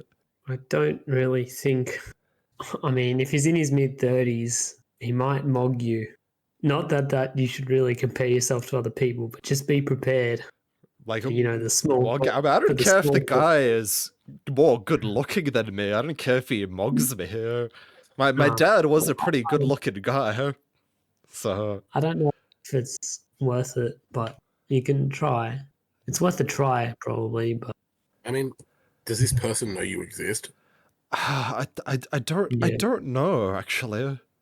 they probably don't. So you've got two realities. One where they know you exist and they chose not to reach out for whatever reason, which could be good or bad. Or they don't know you exist, in which Yeah. case you reach out and then it becomes a yes or no, like, are they interested in forming some type of interaction or relationship? And I mean, if you reach out and if they're not interested, you know, how would you cope with that? Like, would that be okay? Would you crumble? Like, those are things to consider. Yeah, that's true. I mean, I'm not super afraid of like rejection or him giving me the cold shoulder or him saying, no, sorry, I'm not interested in getting to know you. Because, you know, I can't force someone to be my friend, and then that's fair enough. Yeah. But I'm also worried about, you know, I get to know him, we start talking, and then it's just awkward. Like, we have no Yeah, chemistry at all, and it's like, oh, okay, yeah. Although maybe there is a silver lining even in that situation as well, because at least I went in, and at least I tried, and at least yeah, at least I tried. I was Yeah. also considering, because my friend's going to get married next year, and I think it's a bad idea. I was considering sending him a video, but I don't know if I want to send it right now. Yeah, Um, like, I've known about his engagement for a while. I think he got engaged in February. I don't know. Do you guys? I think it's worth a shot. I mean, if it ruins a friendship, I don't really care. I don't think it will, though. Yeah, I don't think he's that petty. Yeah, I mean, if it ruins the friendship, or was the friendship that strong in the first place, if that one thing was enough to crumble it. Yeah. Yeah. So I would say, yeah, just give it a go. Fuck, I'm nervous. Yeah, that's okay. Yeah. I actually have a couple. I have 3 or 4 siblings, half siblings that I've never met. Oh yeah. Did you? I remember you talking about possibly reaching out to Oh, wow. them. Did you ever do that? Nah, I decided not to. Oh, if I may ask, why? Couple reasons. I mean, firstly, they have no idea I exist at all. And it's here's the thing. I have very negative relationships with my, full-blooded siblings. So it's like because of the tism. The tism is strong in this one. And I just don't think, like, assuming they're normies, which I'm guessing they most likely are, it may be difficult to form any type of relationship with them. We may meet, assuming they're interested, and then they probably won't end up liking me. And that's okay. But if that's going to be the outcome, then there's no real point. Or let's say they do like me. Well, I don't really like going out that much. I don't really like socializing like normal people do. And so that may lead to them putting in effort to try and get to know me, and then I don't reciprocate in a way that melds with their communication style. Yeah. And then that's just going to lead to, hurt feelings. So, the odds are it probably just wouldn't work out. So I'm like, I need to sort out my own shit, get my life a bit better, get some of my goals achieved before I would have enough room to include them in my life. I guess that's the other thing I'd talk about. Oh yeah. They're my thoughts. That's yeah, that's something that I relate to as well, because another reason why I was that I'm nervous about reaching out to my half brother is because there's definitely that fear of not living up to a certain image. I don't know if my half brother's the type of guy to look down on people who are unemployed. He could be fucking Card King 2.0. Who fucking knows, right? But worst case scenario, he just blows me off, and that's the end of that. He doesn't want anything to do with me, and I'm fine with that. That's yeah. I think that's just life. I was under the impression that Umbra is your half brother or is your full brother? Half brother. Okay. So But you that- have other half. You have other half. Oh yeah, siblings. I have 3 siblings. One is a direct blood relative, and then I had my 2 brothers, which were halves. Oh, wait. So you have one other sibling. Yeah. But who are those other people you're talking about? Well, my biological father went off and he started another family, like think like McDonald's setting up franchise stores. That was a Right. reference to Fight Club, setting up fucking franchises. Oh and, yeah. and yeah, he had like I think 3 or 4 kids. I found out because I was curious, so I looked him up, and I found a memorial page.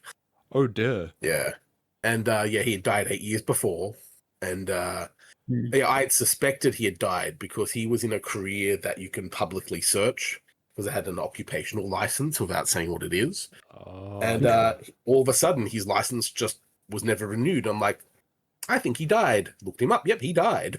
So, yeah, but there's pictures sorry, like, man. of those siblings. Nah, it's all right. You can't be sad about people you never knew or don't Oh, remember. yeah, that's true. And but thank you for the sentiment. And yeah, I think he had 3 or 4 kids, and they were quite young when he died. But yeah, it is what it is. Yeah. But yeah, as I said, didn't probably wouldn't get along. And even if we did, the way I socialize is a bit different to most people. Sorry, what were you going to say, Port?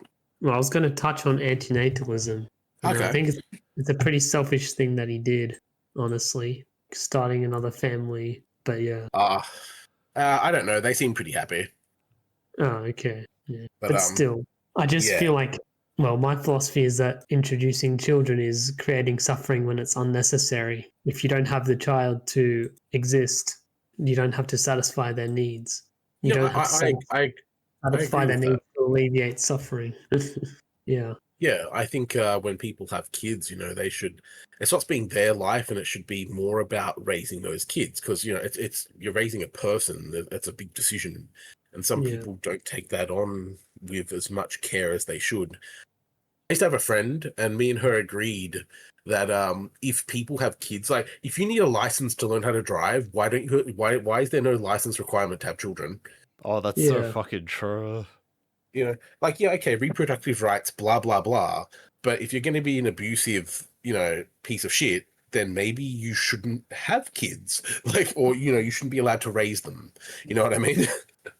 Yeah. I remember reading this little paragraph that I think it was from an antinatalist book that said if anything else had a 1 in 2 chance of creating cancer would just be banned. Apparently 1 in 2 people will get cancer, which sounds about right. But yeah, maybe it's 1 in 3. Yeah. Oh, there was an idea that popped in my head earlier when you were talking about reaching out to your sibling mix. Yeah. Remember that meme I showed you, that philosopher? And his quote was do it or don't, you'll regret both. Yeah, you might have noticed my reaction to that, and that's my half brother was literally the first thing that popped in my head, and I think, I think you're right. Absolutely. Mm. If For it those was playing at home, that's Soren Kierkegaard. Okay, what were you saying, Paul?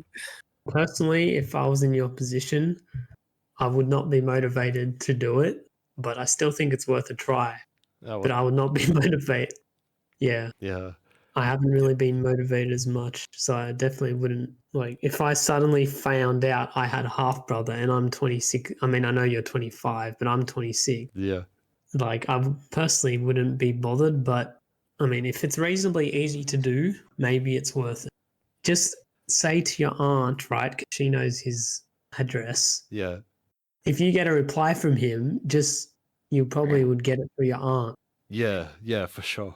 I think that's a good thing. It means he can't directly access you if he's a piece of shit like Card King. He doesn't know anything about you, can't really do anything to you. And then potentially you could meet at your aunt's place if you ever met up with him. Yeah, oh, that would be really nice. Yeah.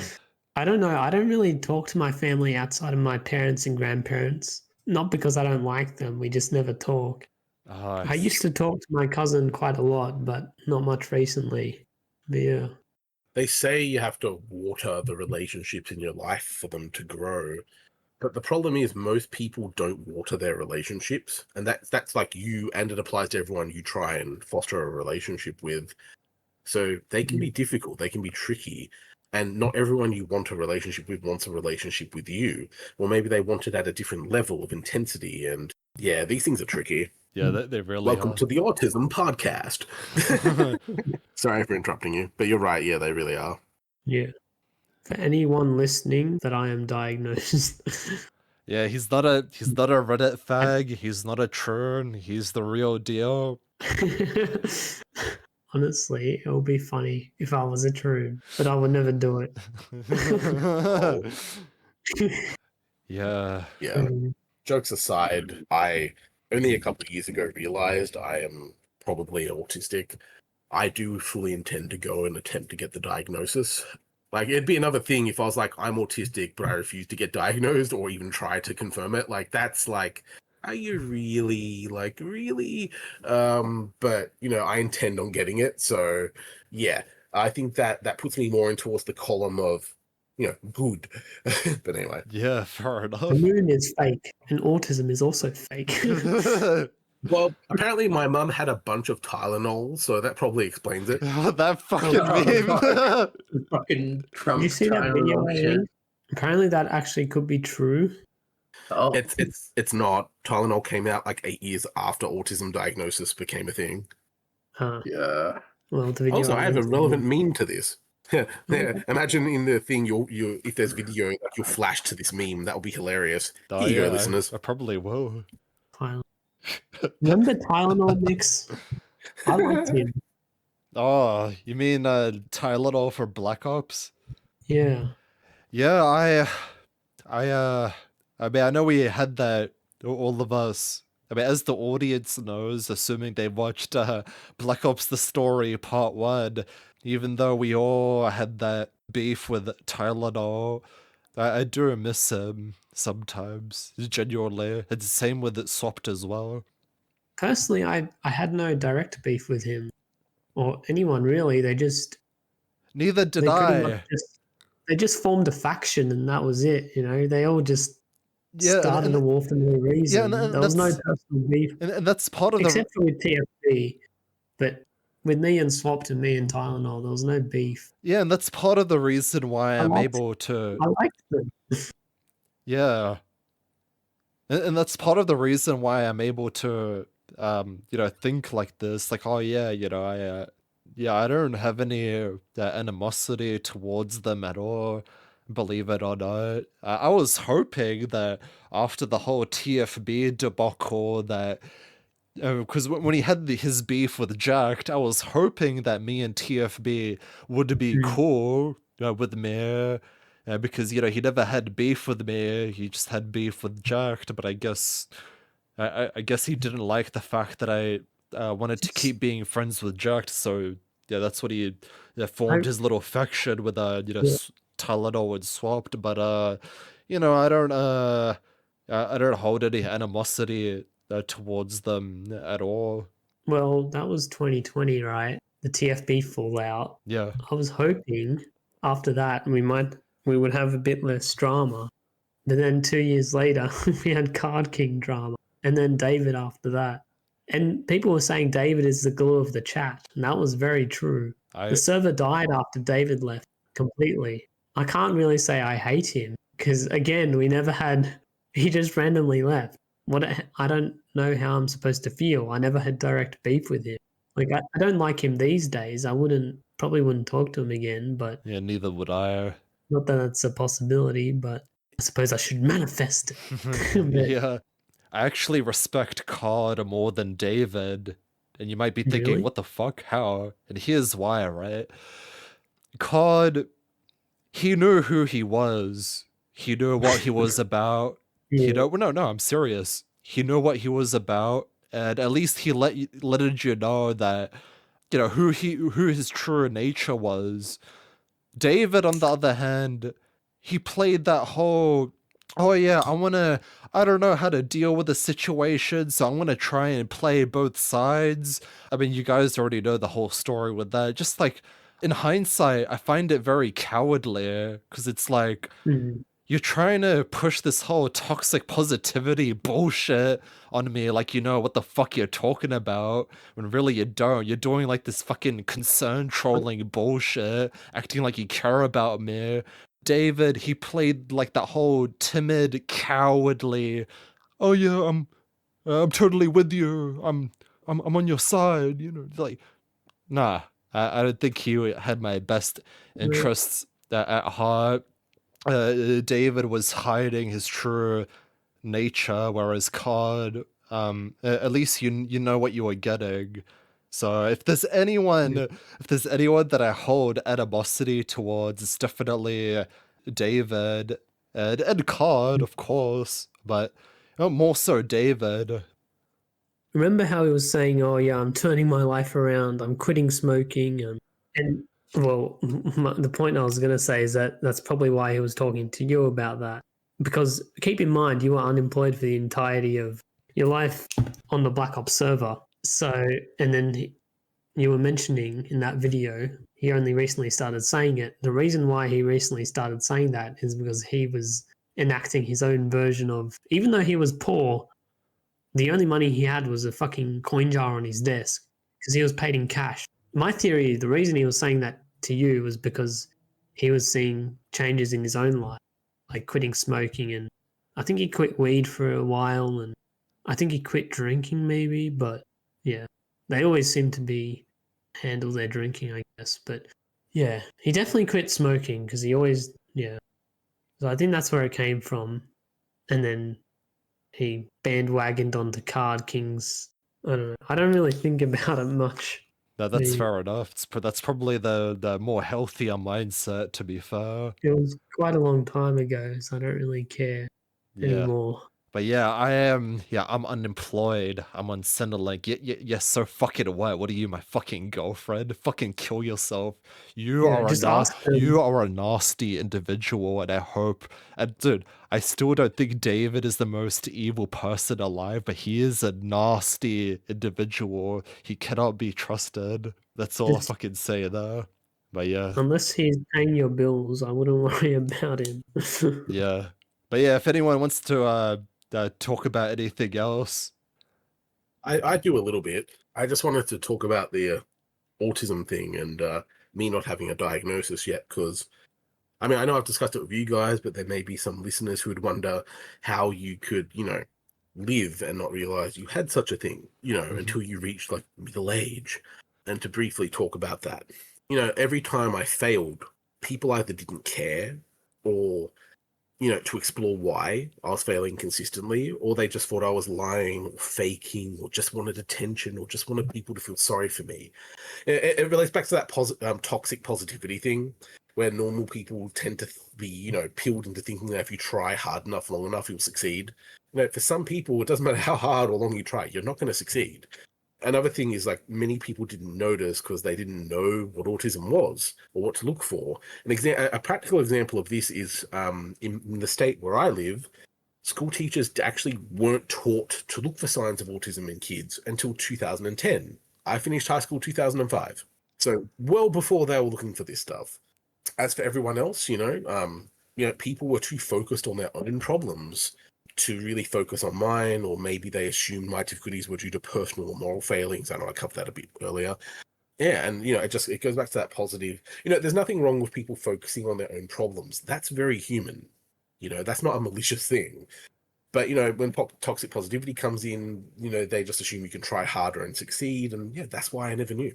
So yeah, and I seem to talk well, so people assume I'm okay. But here's the thing: talking well doesn't, like, that's not the criterion for whether you have autism or not. Yeah, for Some of sure. us can talk very well, so yeah. I guess I just wanted to explain that for, like, maybe the one person who's listening and who cares. Um, you watch the comments and be like, "Fuck that guy! He's such a know-it-all." Fuck you! That's Yeah, it's fucking. yeah. I'll just be making grunting noises in the comments. Anyway, that's all I wanted to say. I mean, it's obviously a complicated, multi-layered thing, but I don't want to go into multi-layers. I feel like I've I'll, covered the basics, and I don't want to waste everyone else's I'll, time by making further comments on it. well, I Yes, wanted Paul? to actually expand Oh, okay. on that part about talking well and the spiky skill set of autism. Like Yeah. recently, I've learned to write left-handed, and according to AI, I've learned to do it much faster than average. It said an average person would take about 3 months. I learned to write pretty decently in about a week, That's fucking and impressive. Congrats, I man. can even, I can, if you were to say take notes on something, I could. It's a little less messy, but I can definitely write. I was transcribing poetry to learn how to do it, and I'm not really someone to learn things very fast, especially things like guitar, which I can't really pick out a note I'm listening to and match it very well to the note I'm playing. Like there's people who say you can learn by ear, but I struggle to do that, so I have to use the tabs, which isn't as efficient. And then, so just because you're talking well doesn't mean you don't have autism. You could be masking, which also causes other stresses in your life, but at the same time, it enables you to socialize, which can be beneficial. But Yeah, yeah, yeah, exactly. Yeah. yeah. That was I'm good. also good at remembering song lyrics, especially if I listen to the song many, many times. Yeah. Me too. Yeah, That was a very good addition. Thanks for adding that, man. Yeah, for yeah. sure. You reminded me, I wanted to say one more quick little thing. For those wondering why I don't have the diagnosis yet, they cost $5,000. In America, that's probably $5 million, but here it's $5,000. And when you're professionally unemployed, you're not spending money on that shit. That's I right. mean, I'd prefer to buy pizza. I'm Yeah, joking. facts. If it was a few $100s, that's probably something that I'd look into, because it's just a few hundred, but yeah, Yeah. fuck, 5 grand. That's fucked. Yeah. God forbid you have autism and ADHD, because that's also another 5,000. So 10K. Oh, oh dear. Yeah. And that's Yeah. why I have not pursued an ADHD diagnosis, even though there is a very strong correlation between autism, which I have, and ADHD. I think it's up to 40% of or something of autistic people have ADHD, Yeah. and I think vice versa is a lot as well. So I have it's some very good news. likely. Yeah, But I have some no- good news no- for you regarding that. Sorry for interrupting. No, you go on. Okay.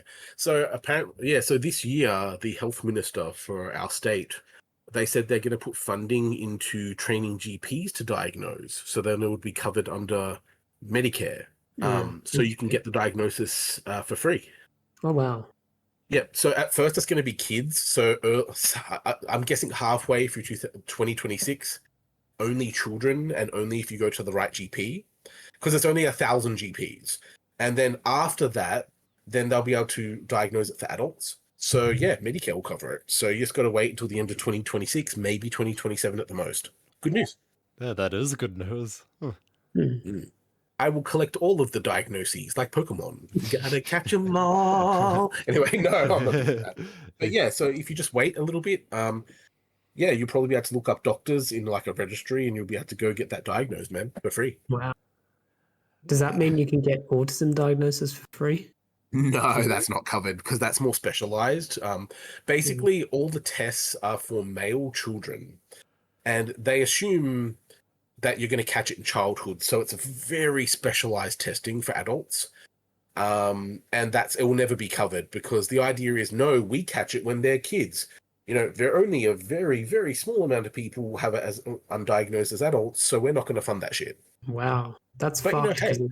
there's Yep. a lot of late diagnosed. Again, I don't normally follow these YouTubers because they're often part of the transgender community. I We'll know, say, bro. Yeah. I know this one guy in particular called Devon Price, whose book I was going to buy because it's an anti-work book. But when you listen to his videos, he sounds like a gay person. He has the gay accent. But yeah, there is many undiagnosed. Blaming. Yeah, he has a guide to cruising and how to be transgender and shit. Yeah. Yeah. Yeah. I would like to add to my credit, I didn't just go, I'm autistic and that's that. I spent a year looking at what autism was, doing research, because I didn't really know. And I was actually doing it from the perspective of, I'm not autistic. That's the actual mentality I took. And then after 12 months, I'm like, yeah, I relate to all of this. So, Yeah, I think that's the I think approach that I I want to did it the do. right way. Yeah, no, Yeah. that's a very sensible approach, and that's something that I definitely, that's definitely how I would approach it as well. Yeah. And not to pat myself on the back, but I do think that's the best approach, rather than just saying you have something and then running with it. I mean, self-diagnosis is valid to a point, but and I'm not knocking people who really do have it and they can't afford to get diagnosed, but there's some people are very quick to say I have this when they haven't really looked into all of it. Exactly. And I feel bad for those people. Like, you have to know that you have a problem to go to a specialist to get it diagnosed. Like, imagine me going to a doctor going, and he's like, what's wrong? And I'm like, well, I have trouble socializing. And what else? Lights make me feel like I'm dying. Like, it's just easier to say, hey, I think I'm autistic, here's why, rather than beating around the bush and, having him do the guesswork. Have a collaboration with your doctor. Yeah, for sure. Also, I'm 3 mercuries down now. Now I'm going to go for a soju. Oh, fuck yeah. Nice. Yeah. And I'm going to drink it alone. I know you meant to drink with a friend, but I drink alone. Fuck yeah. You're drinking now it doing up. Hartman impersonations, for fuck's sake. I have a couple of YouTube channels I want to shill. So they're kind of men's rights. Well, they're both men's sympathizer or males. One of them is called Mavka. He's more black pill. And then one of them is called A Shield for Men, who's a men's rights Oh channel. yeah, you showed me a shield for men. Both areas that I'm interested in. Mavkaloreth. If you like Rob, oh sorry, I said your name, Mix. That's alright. You I can say link I say the. my real name all the time. It's alright. Oh, okay.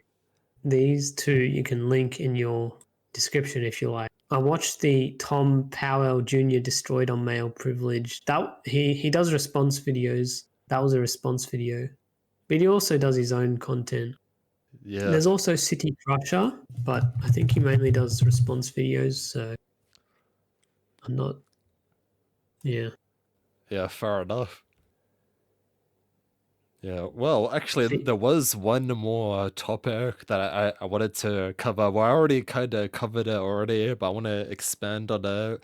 Like with the whole like NPC theory. I mean, I've already covered the predictability of normies, but I also want to talk about what kind of plays into prison planet theory, kinda. But this is a question I want to ask all of you.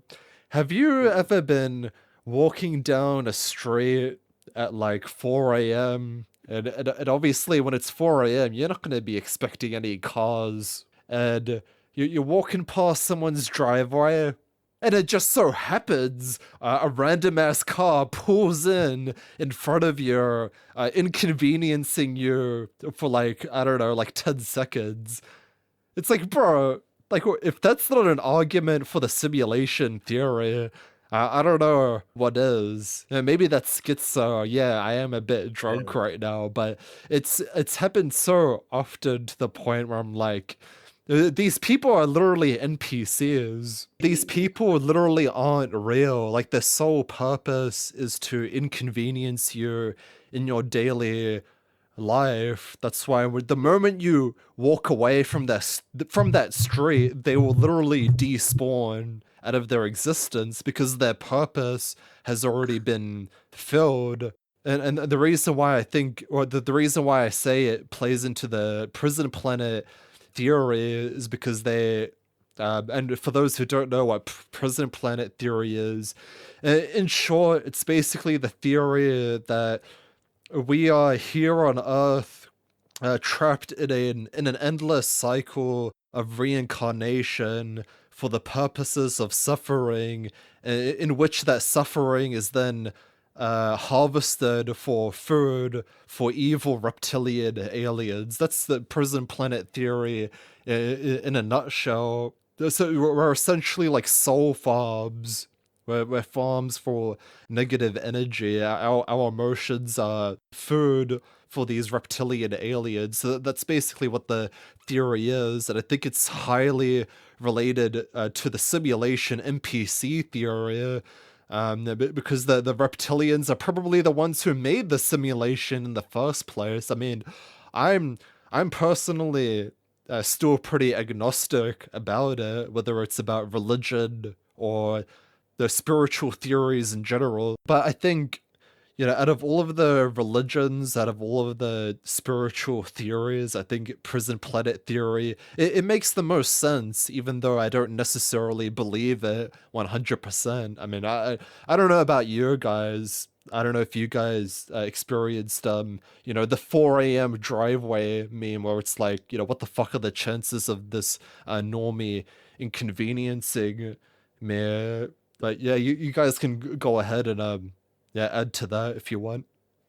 Um, I really want to show you the movie Truman Show. I think you'd enjoy it Yeah, based on what we're talking about. yeah, I That's remember a you good telling movie. me a bit about that, and that I mean, I haven't seen it, but based on what you told me, the Truman Show, it sounds like it definitely plays into the simulation theory as well. Actually, that reminds me of this video that Animosity 777 made, where it's this theory that's similar to the Truman Show, and he calls it the reality TV show theory, and the idea behind it is that the reason for our existence is entertainment for a god. So let's say a god is like flipping through the channels of planet Earth, like, oh, okay, this woman right here is getting raped. Oh, okay, that's pretty entertaining. Oh, but this is kind of getting boring. Next channel, oh, this guy is getting fucking mowed to death, like it's fucking Dynasty Warriors A Extreme Legends Edition.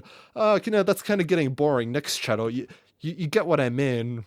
I mean, like I said, I'm still pretty agnostic about it, but it's the theory that makes a lot of sense to me. I think we are entertainment to whatever entity created this universe, if there even is a creator. But I don't know. I'm not even gonna pretend to know. But that's my 2 cents on it. I mean, Yaldabaoth is depicted as pretty cruel in Gnostic scripture, pretty callous in that way that he would derive enjoyment from human suffering. Yeah. And supposedly, derive enjoyment from human suffering. Anyway. Yeah, I mean, supposedly, that God described in Gnostic scripture as being the creator of the universe is also the Old Testament God in Christianity. And yeah, I mean, if you know anything about the Old Testament, God does some pretty fucked up shit. Oh, yeah. Yeah. In the first 6 pages of the Bible, he floods the whole earth Yeah. and kills everyone. Yeah, exactly. Yeah. Didn't you say in the Gnostic scriptures that didn't you say there's a lot of like reptilian imagery in that as well? I can't remember exactly. The only thing I can remember is I think maybe the Archon take that kind Oh of yeah, form. the Archons, yeah, definitely. The Archons, yeah. Pretty nasty creatures, I guess they'd be sort of considered demons or maybe to some angels. Yeah. I think a lot of job agents that I've had with Workforce Australia, I'm convinced that some of the agents that I've encountered, they're literally fucking Archons, man. Wouldn't surprise me. But yeah, like I said, I'm pretty agnostic about it. I don't know for sure, but I'm gonna project that LARP onto them regardless, because it's I think it's a good I think it's a good and funny coping mechanism. Yeah. I was thinking I do have to show you the Truman Show at some point. Yeah, Nix, yeah, for sure. There's also another movie. I mean, I know I'm not talking about the religious aspect of this topic, but about life being a simulation in a way. There's a film. It's not really well known. It's called The 13th Floor. I only seen it as a daytime TV thing, but a very, very short summary of the plot is it's set in the modern times of 1990s, and and these people make a simulated world of, like, I think it's like the early 1900s. So like you go in there, you'll take over the body of an NPC, and it's very, very realistic, like real life. Like if you hold your hands out in front of you, it's just like that. You're actually in the simulation, and I definitely recommend it as a watch. I'm now going to tell you what makes the movie great, but it's a massive spoiler. So you probably have to put a spoiler warning here. Warning. Warning. A spoiler for the movie, The 13th Floor, will be revealed. A timestamp will be shown on the screen for you to skip to if you want to avoid spoilers. Warning. Warning. Warning. Warning. But it turns out that the people themselves in the modern world who had made this simulation were in a simulation. Oh. Yeah. So, yeah, people from 100 years in the future were coming to look at this shit because no other simulation had done that shit. And there are ways for people to jump to the next reality by taking over the host. So that happens with the simulation from the people, a dude from the 1900 simulation, he jumps into the present. And then the dude who's in the present, the protagonist, he ends up jumping into the future through the body. And yeah, very, very interesting film. Yeah, that So spoiler over. Yeah, fair enough. That sounds like my kind of film. Fuck yeah. Yeah, I can show you both of those if you want in the future. Yeah. It will be an enjoyable viewing experience. Yeah, absolutely. Maybe I should stream it Leafy is here Rumble style, because I know he was literally, I don't know how he got away with this, like copyright wise, but he was literally like streaming episodes of Breaking Bad to his audience, so maybe that's something that I could do possibly, assuming I don't get copy striked. At least as a one-time thing. I don't want to make like React content as like my main kind of gimmick. Oh, I have I a was theory. actually going to say make React content and claim fair use. Yeah, nah, I'm not fucking Yeah. Hassan, man. No way. Yeah. Here's how you can do that. When you show images from the movie, put googly eyes on all the characters, like CGI it in, and be like, it's a comedy now. I'm making comedy content. Yeah, it's totally Yeah. fair use. In the West. Actually, yeah, don't do React content, just edit it to be meme worthy. Yeah. Oh, Put yeah, a giant dick in the top right corner. true. Just brain rot your audience theory. Yeah. Yeah. Lol. I mean, I don't know if we're in a simulation or not. I mean, a lot of people would have heard, Elon Musk talking about us being in a simulation and the odds that we're not. I mean, you guys have heard of all that before, right? Yeah. I have. Vaguely. I Yeah. mean, I've even heard news stories where people in like South America, scientists had proved that we have evidence that we're in a simulation. Mm. The problem with all these theories is this is the only reality we know. If whether we're in a simulation or not doesn't change the reality that we live and the world that we're in. Even if it was absolutely proven, we're in a video game, The Sims, real 3D. Like, you can't change that. There's nothing you can do. So you just have to operate like this is the real world because for you it is. True. Yeah. Yeah. Yeah, I pretty much agree because I gave up on believing in stimulation. I always confuse simulation theory. Yeah, I basically gave up on believing it because I don't think it matters. I basically agree with Yeah, I that's mean, that's true. what's this is all we You're going to know. be editing that out to call me Phoenix, but okay. Oh shit! Yeah. It's what happens when you're 3 beers in and you're ranting about Jews. I didn't want to rant about this podcast, but I think I'll What? say that in another video. what's to say that the aliens or whoever is simulating us aren't in a simulation themselves? It might be like Inception. Yeah, Or which the 13th actually floor. Yeah. which actually would answer the question of, well, who created God? I mean, I don't like I said, I'm not even gonna pretend to know anything, but if I were to guess, if there were a creator, that logically speaking, there would have to be something that created that creator, which is, just another simulation. And then who's to say, well, who created that god? Well, another simulation, of course, and it's just like an infinite loop. So you're absolutely right. They're on the money there. I agree with that. Yeah. I mean, then again, there is a sort of theory, maybe not so much Gnosticism, also, what would they call themselves, demonolatrists, or, people who are very into a cult. They talk about self-deification, where at the point of death, you can basically become your own god of your own realm, but then that does a little bit, I would say, tie into Gnostic kind of theory. Yeah. Your realm would be full of dicks. Just saying. No, but But that was a good Yeah. point, actually. That's a very insightful point. So, do you think we could, when we're dying, potentially manifest ourselves as a god?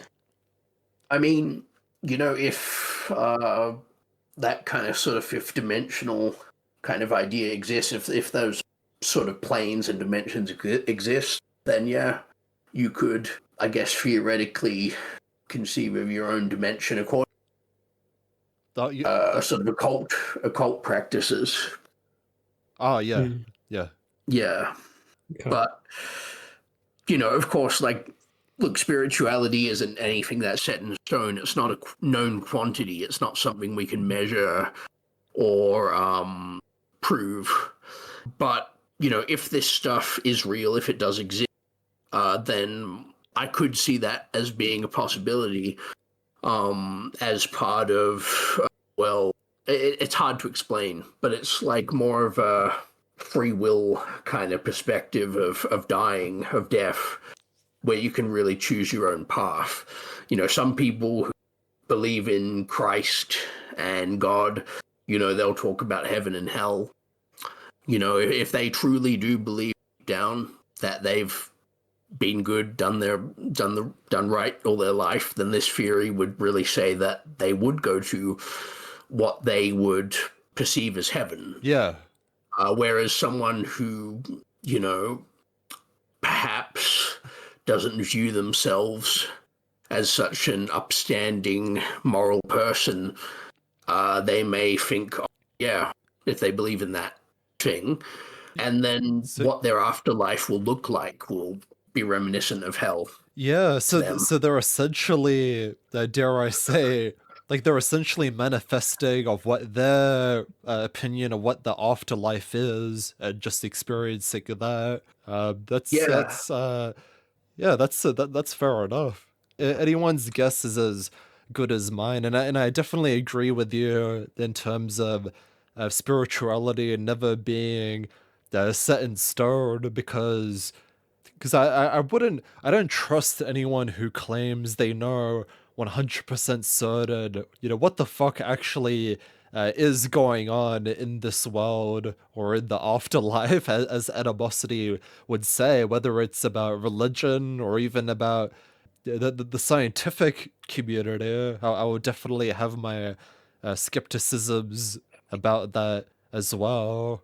I am unvaccinated, at least with the COVID vaccine. I never took the clot shot, but yeah, yeah, man, it's always I mean, just kind of parroting off your own point. Maybe you don't agree, but that's how I feel about things in general. Things are never set in stone. That's why I hate cunts that are essentially allergic to nuance, whether it's a degree-holding scientific person or a religious person. Because at the end of the day, no, we don't actually know what the fuck is this place. But that's just my opinion. I mean, yeah. that's true, but again, it's the only place. Yeah, it's the only place we have to live, and we don't have a choice. So, personally, for me, I pretty much act as if there's no afterlife, basically. Yeah, well, that's what I hope.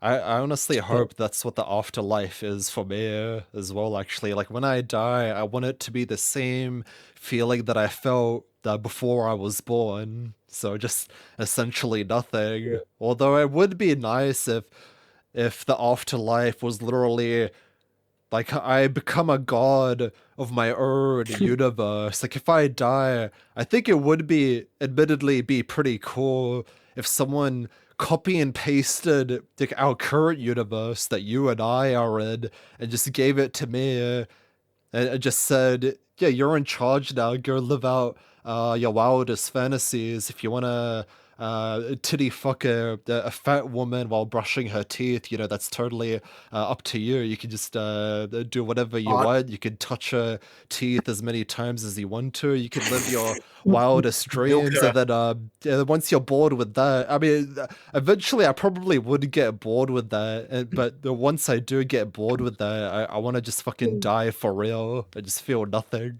Those same people that said you can self-deify also said if you really long for nothingness, then you can get that too. Yeah, interesting. You can experience nothingness. It's really up to your belief and interpretation. yeah. Speaking of teeth, I like tongues. Just want to say, Do you like tongue kissing? just tongues in general. They're quite interesting. Have you ever asked a woman to touch her tongue? I should. Yeah, you should. That's gross. But it's more the way they can form so many shapes to form your words. I know, right? I like my tongue as well because it allows me to say nigger. So yeah, tongue. I like tongues a lot. Yeah, I agree. Teeth, I mean, teeth are nice as well. Yeah. on a semi-related topic, because we are talking about possible afterlife, and morality tends to come into that. When I studied philosophy at uni, they talked about two things: moral universalism and moral relativity. So these are sort of opposing ideas. So the idea is, where do morals come from? In moral universalism, the idea is that they come from outside of humans. And so what is wrong is always wrong, regardless of what culture you were brought up in. And then moral relativity is anything can be permissible in the right culture, essentially. This is why mass migration is a bad idea. Yeah. Clash of morals. and Agreed. Agreed. Anyway, And go on. like, I personally believe in moral universalism, but I don't believe it necessarily has to come from a deity or a god. Like, I believe that, like, if I slap myself in the face, it hurts, right? Yeah. Bad. Feels Yeah. pain. That hurts. If you slap yourself in the face, it hurts. Okay, so I think we can both agree that, slapping people in the face may be a bad thing because it causes pain, and pain is actually universal in a way. It's a universal experience. Yeah. Yeah. So I think that there can be a moral code that's universal that doesn't actually include a deity or a deity or however you pronounce it, tomato. Fierce deity Link. Yes. Anyway, hopefully you'll actually edit the part out where I imitated the noise and used the real game vocals. Oh, that's that a would be good idea. hilarious. Yeah, and that's just my theory. I mean, there's a related quote. Do you guys know who Penn Jillette is? No. Yes. Yeah, so he's I was going to say musician. Fuck, I'm 4 drinks in. Magician. Yes, magician. And he has this quote, and he says, regarding morality, that he does all the rape he wants, and it's absolutely zero, you sick fuck. And Yeah. he's an atheist from what I remember. I could be wrong. Don't hate me in the fucking comments if I'm wrong. Like, just chill. But the point is, like, I think that's relevant.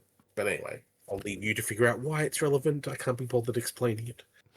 Just a thought, an errant thought that came into the orbit of my mind. Yeah. It's the whole idea that you don't need religion or some sort of spiritual structure to form.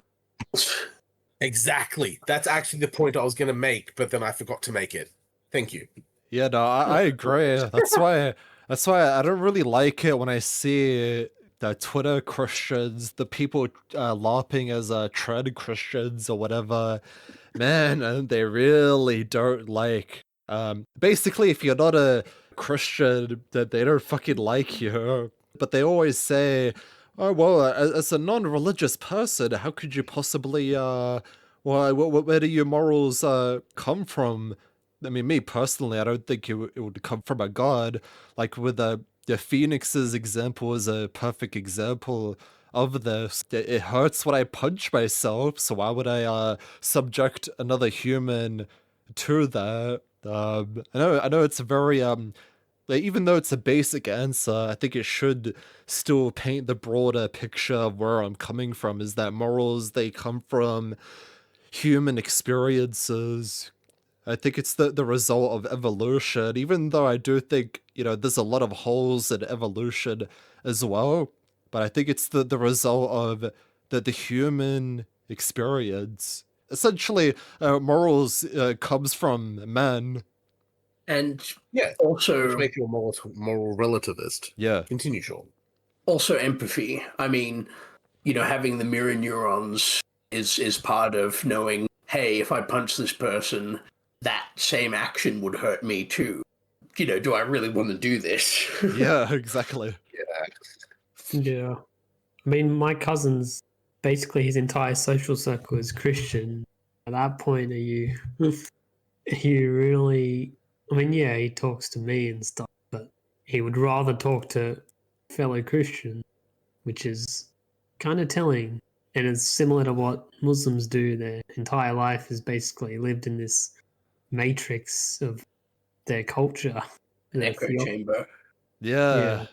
I mean, it probably depends on the country, but places like Dubai certainly look a little bit nicer, but still, they would still be the I get the opposite. sense Dubai is a little bit more lax than other countries, Yeah. like other areas of the Middle East.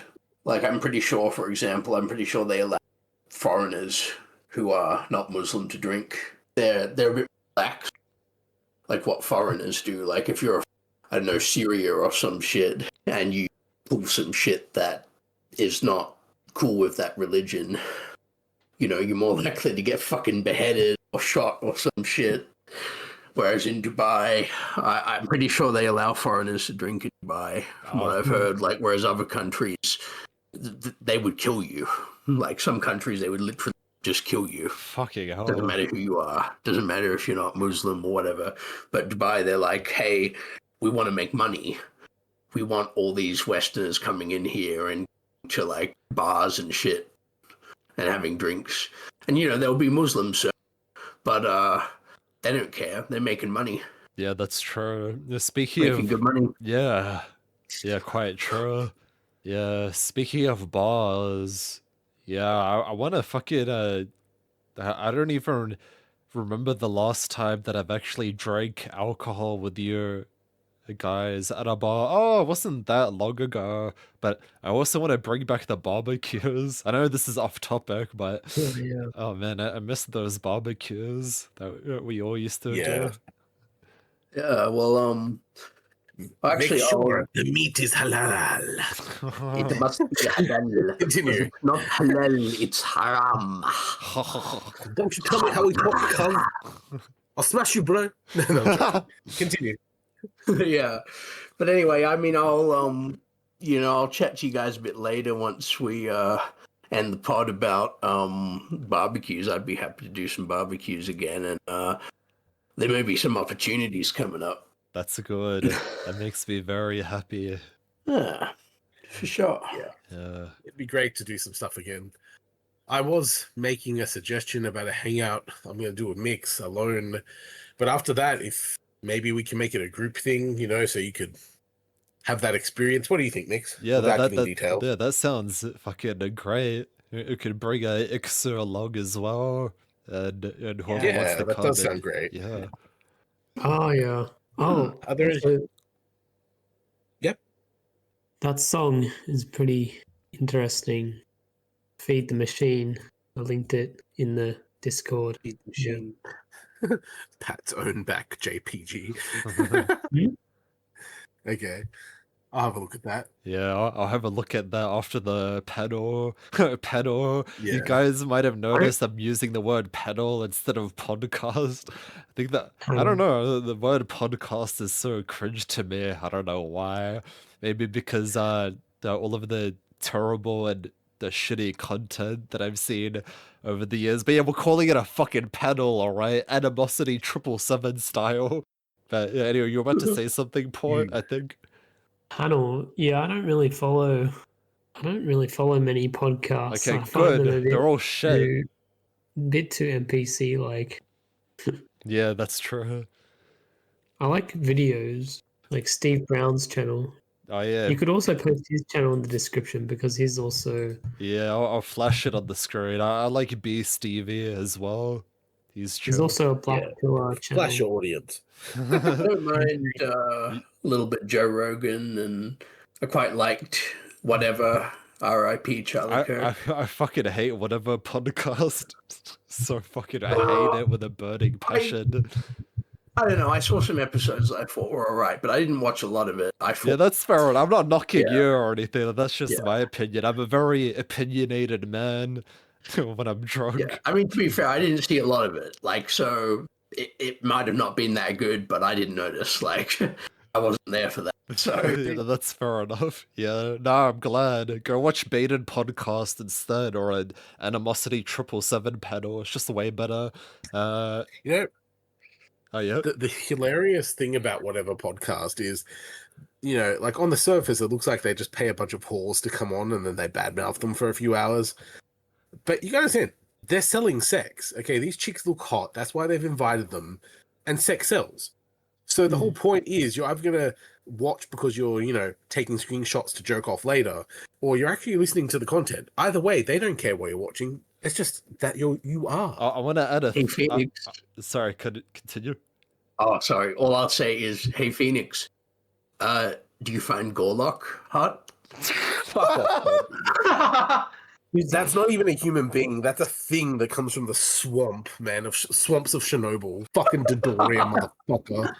If I had to fuck that or chop my balls off, I'd chop my balls off. Like, I don't give a fuck. Like, that is not, that's like subhuman fucking filth. But anyway. Dodoria! Like, seriously. I think I heard that thing has an OnlyFans. Like, Oh, You know that that thing used to be a fat Hispanic man. That thing still is a fat Hispanic man, okay? Who are you talking about? Golok You know- the Destroyer. This fucking fat troon that is Oh, incredibly ugly. You know, if you're gonna be a troon, at least have the Oh, I've seen decency. her. Or to- him. Yeah. Yeah. If you're gonna be a troon, at least have the decency to make your makeup look like Luna Park's face, okay? If you're not doing that, you're not a real troon, okay? Sorry. Go home. Yeah. You're not real. Literally clown world. Yeah. This reminds me of a story I heard once. I'd like to share it. So I was doing this class. It doesn't matter what it was. It didn't involve becoming a troon. Anyway. Yeah, it wasn't gender studies. No, and this dude was talking about how he had gone to a nightclub and he picked up this lady, and like she was 10 out of 10 apparently. She was the hottest hot that ever hotted. And when he got her, to leave the club, and she was coming towards him and embraced him in this hug, the full body hug where the whole body's touching. And then out of nowhere she goes, "Do you know what I am?" Oh, fuck. And yeah, and you he ended feel up the saying she was bulge? the Cadillac of transsexuals. Oh my God. I wonder during that hug if he felt the bulge. Apparently he didn't. He actually made a point to say he did not feel a bulge. But apparently it did have an anatomical penis. Oh, Oh God. dear. As Quagmire would say, pre-op or post-op. Giggity. Yeah. She is not human. Or he. I don't know. Hey. It does not look that's- human though. Yeah. I like women a little bit on the chubby side, but that is too far. That is. I hate fat bitches. I actually love chubby women. My ex-girlfriend, actually, she was quite a big woman. But yeah, that's just me. I don't know about you guys. Well- Honestly, I've been attracted to big chicks because I don't feel like some chicks. It looks good, they're so hot that they look good Yeah. big, even if regardless.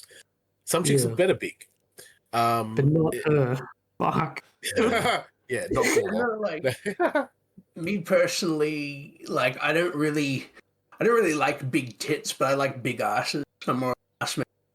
Yeah, you're Like- us, man. That's fair enough. Yeah. Like I like a chick that sort of got sort of medium maybe tits, but then has like a big ass, big old white ass, Nice. fat old Yeah. white chick ass. Hog. Pog. And some of them are pretty impressive. Like Yeah. how you is it just it's probably just genetic, but some I don't know, man. Yeah. Some of them probably go to the gym, but Yeah, fuck that's how they me. get that centaur looking ass. Yeah. But yeah, like personally, big fin, like the factors I'm looking at personally, I know I'm a weirdo, but I'm looking at face. I prefer them not to be super flat.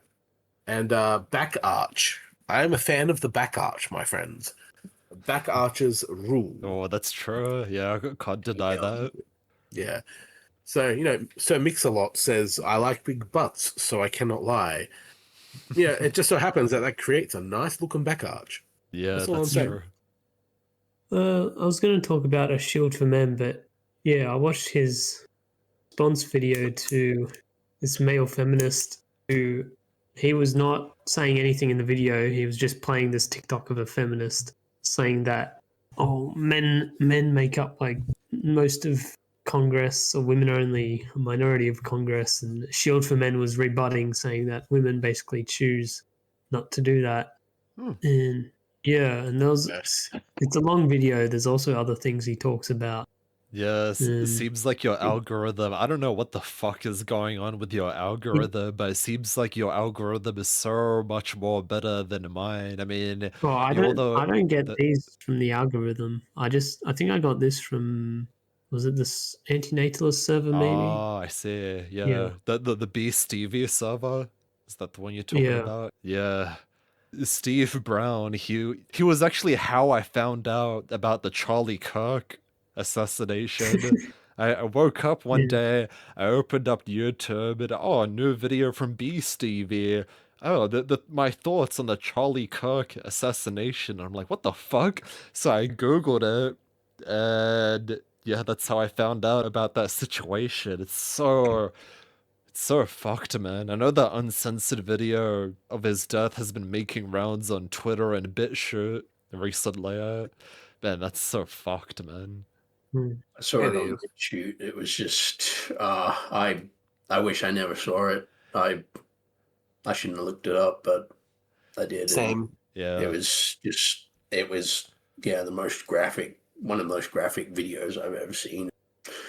You know, I used to watch like a lot of gore back in the day and shit. Like, yeah, but this was even top some of those. Like, just Yeah. horrible, horrible stuff, man. Yeah, guy didn't deserve that shit. Yeah. Yeah, just for Ah, talking. I mean, fucking hell. What a clown yeah. world. I don't know if Yeah. you guys have heard, but yeah, I've been seeing a lot of fucking schizo conspiracy theories as to Mm. who the real killer is. Like I'll see videos on Twitter and they'll zoom in on a guy like adjusting his sleeve and they'll be like, "Oh yeah, he must be the real killer. He must have he killed Charlie Kirk by killing him with a palm pistol from the fucking 1800s." Dude. Oh Well, my god. That I've seen that. I don't know people, what other schizo conspiracy theories yeah. that you've seen, but yeah, that's I what. did see on Joe Rogan. Joe Rogan was saying there's no way he could have disassembled the rifle as quickly as they allege he did. Because they're saying that he disassembled the rifle. Supposedly I don't know, put it in a pack, wrapped it up, and threw it in the woods. Damn. I heard that he couldn't disassemble it, so he just dumped it when he changed clothes. Uh, yeah, I mean, maybe they weren't super specific on how disassembled it was. Maybe he took a few bits off. I don't know the full story, but from what I heard from, like it was made out that he had fully disassembled it at some point, and they're saying that Rogan was saying like there's no way he could have done it that fast. Mm. There's something fishy going on. I mean, the only thing I could really think, maybe this guy's the fall guy for whoever the Mossad is, but that's another story. Yeah, well, I mean, I'm pretty open-minded.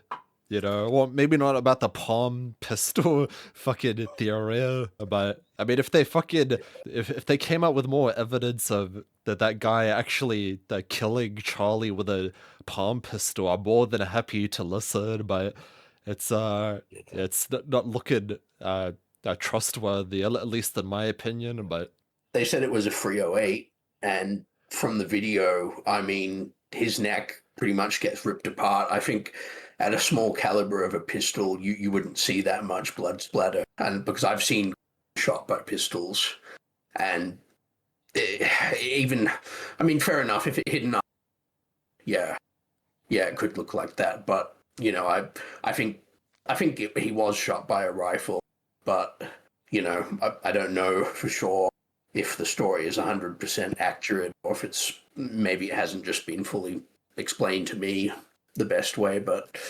Apparently, the bullet severed the arteries, bringing blood to his brain and bringing the blood back from his brain, which is why there was so much blood. oh damn. yeah, But apparently, he wouldn't have survived anyway because the impact of the bullet severed his spine, the part of the spine that you need for your actual fucking heart and lungs to work.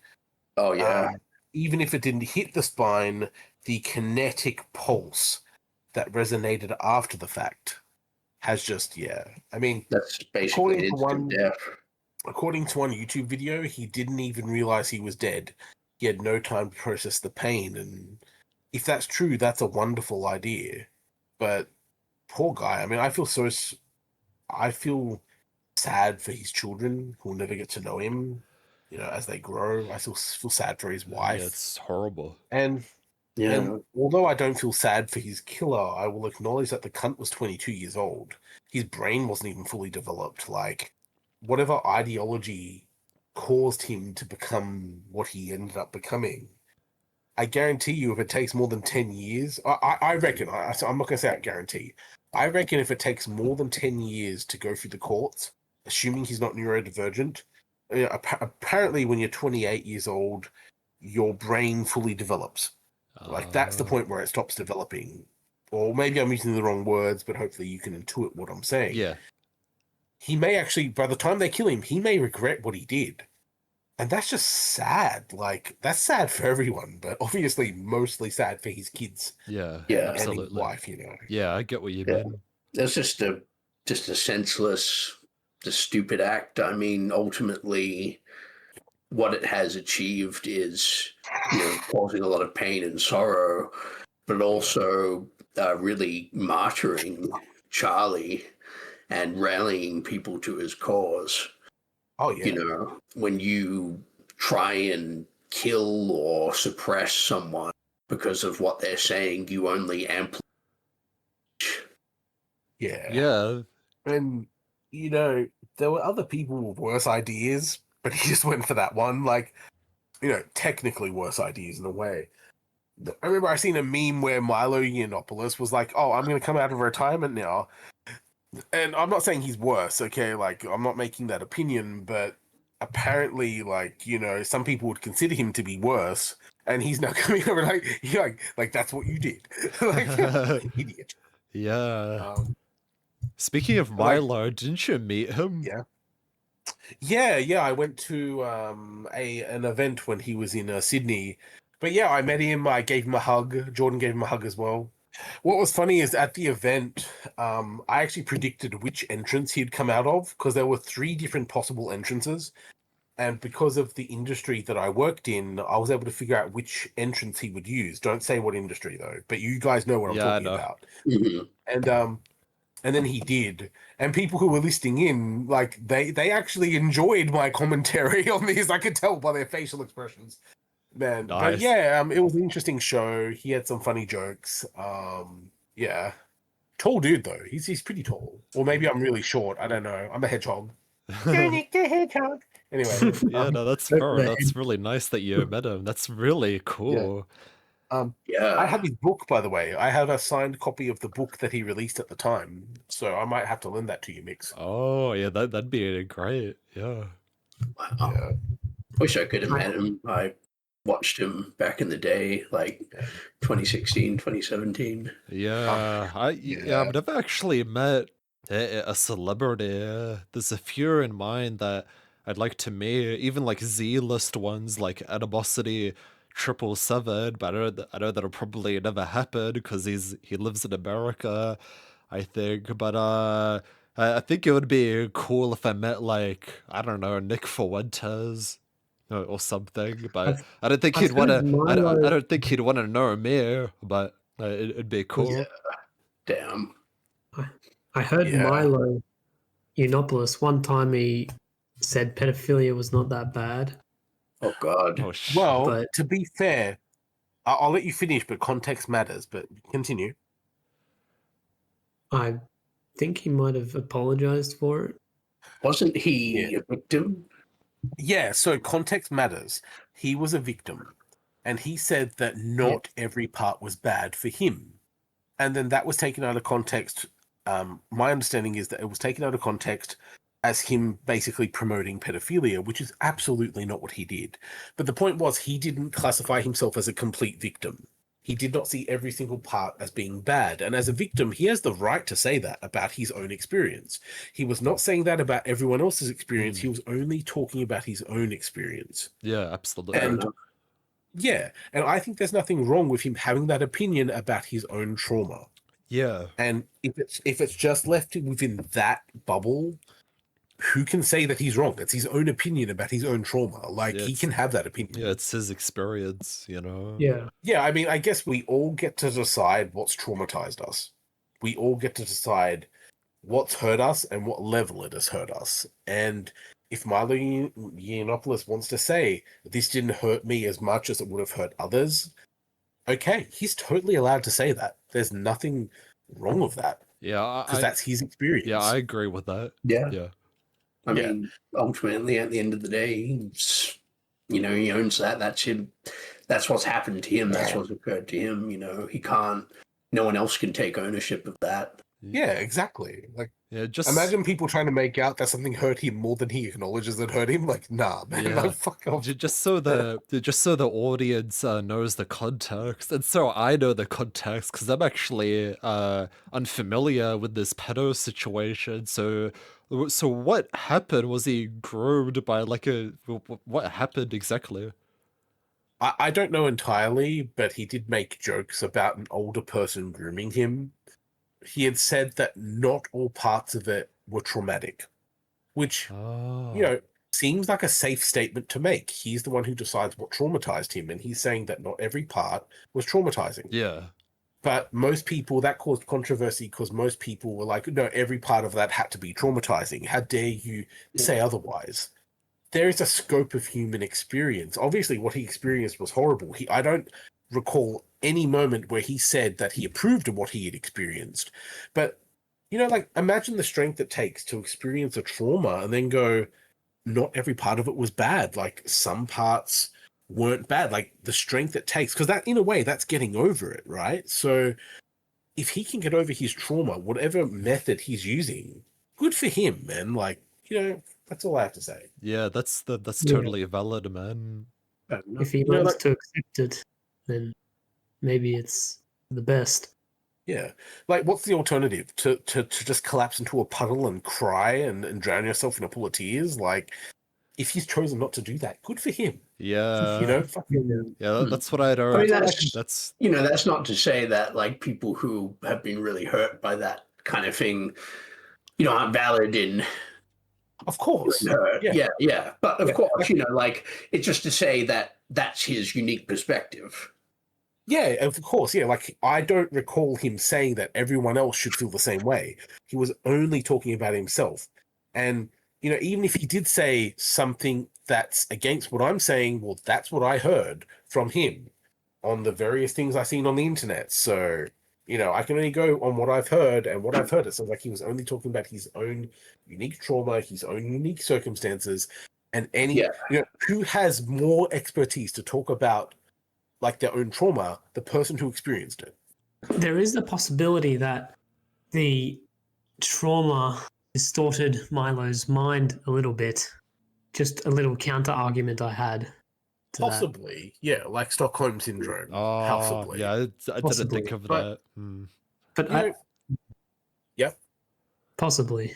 I still yeah. I mean, that's still Positive possible. I'll experience. agree with that. Yeah. But I guess like people would assume that what he went through was a 10 out of 10 bad. Maybe for Yeah. him it was an 8 out of 10. But then people are trying to like gaslight and say, no, it had to be a 10 out of 10. Like, there are degrees of trauma. Maybe for him it really was an 8 out of 10 and not a 10 out of 10. But what are your thoughts? Yeah, I agree. Yeah. Yeah. I mean, then again, you do have the people who say every time you say he liked it every time you have a news story of some underage boy in a case of What? statutory rape. Oh yeah. And the people Yeah. posting the South Park gifs of the Officer Yates saying nice. Nice. Nice. Yeah. Yeah, but the media, like there's a lot of different layers to the media. Like, they're operating from, the elites, and then on top of that, they're trying to push their agendas, and then on top of that, again, they're trying to get views, and they're going to get views by saying fucking shit that seems very extreme, and then you read the story and it's not as extreme. Like, the Yep. media tries to get an emotional response because they want your attention. Yeah. So Although oftentimes they sometimes downplay the severity of the situation, even though it is severe. Like, for example, like whenever there's a story of like a male teacher grooming an underage female student, the news articles will rightfully refer to it as rape, which is true, right? But whenever the gender roles are reversed, where it's like a female teacher grooming an underage boy, they call it they'll use words like sexual relations. It's like, no, that's fucking rape, my nigga. Like, what the oh fuck? yeah, Yeah. yeah. So that Like- stuff always rubbed me the wrong way whenever I do Yeah. see that. Yeah. Well, this guy, A Shield for Men, was saying that when you account for prison rape, potentially the rape rates between men and women are equal. Oh. Wow. Yeah. That's in the US, though. I don't know about Australia. But Yeah. still, that's a relevant statistic. Yeah. Yeah. This reminds me, when I was in high school, there was a female PE teacher, and she was also a substitute teacher. Fuck, man, I swear every male student wanted to impregnate her. Like, fucking. There was a point in I think year 9 or year 10 where she had to fake, and she actually faked another teacher, our year advisor, proposing marriage to her because she thought that would stop dudes thirsting over her. It did not. Oh god. So how did people find out it was just a ruse? Eventually, the year advisor was telling people that he lied and that it was fake, like just to like get people to like back off. As you would realize, the fact that she had been proposed to, even though it was fake, it didn't change the fact that dudes lusted after the chick. Yeah, quite true. But yeah, I imagine her experience as a teacher would have been very awkward. Yeah, I'll say. One of our And PE then- teachers was pretty hot. Yeah. We had one teacher, my year 9 history teacher. She had these massive, massive gargantuan breasts. One student once told her that she needed trolleys. She accused her of needing trolleys to carry her breasts everywhere. She kicked him out of the class. It was funny. And he made an effort to point out it was one tit per trolley. She really didn't like that.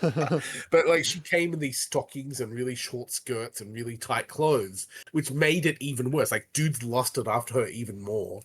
Like, yeah. Wow. Yeah. She must have got married because I've tried to find her on Facebook and there's no chick with her last name, which is annoying. Yeah. Anyway, moving on. I've definitely there were definitely a lot of high school teachers that I found very attractive. The very few teachers that didn't treat me badly was my year 9 or maybe year 10 English teacher. And she she was just really fucking hot.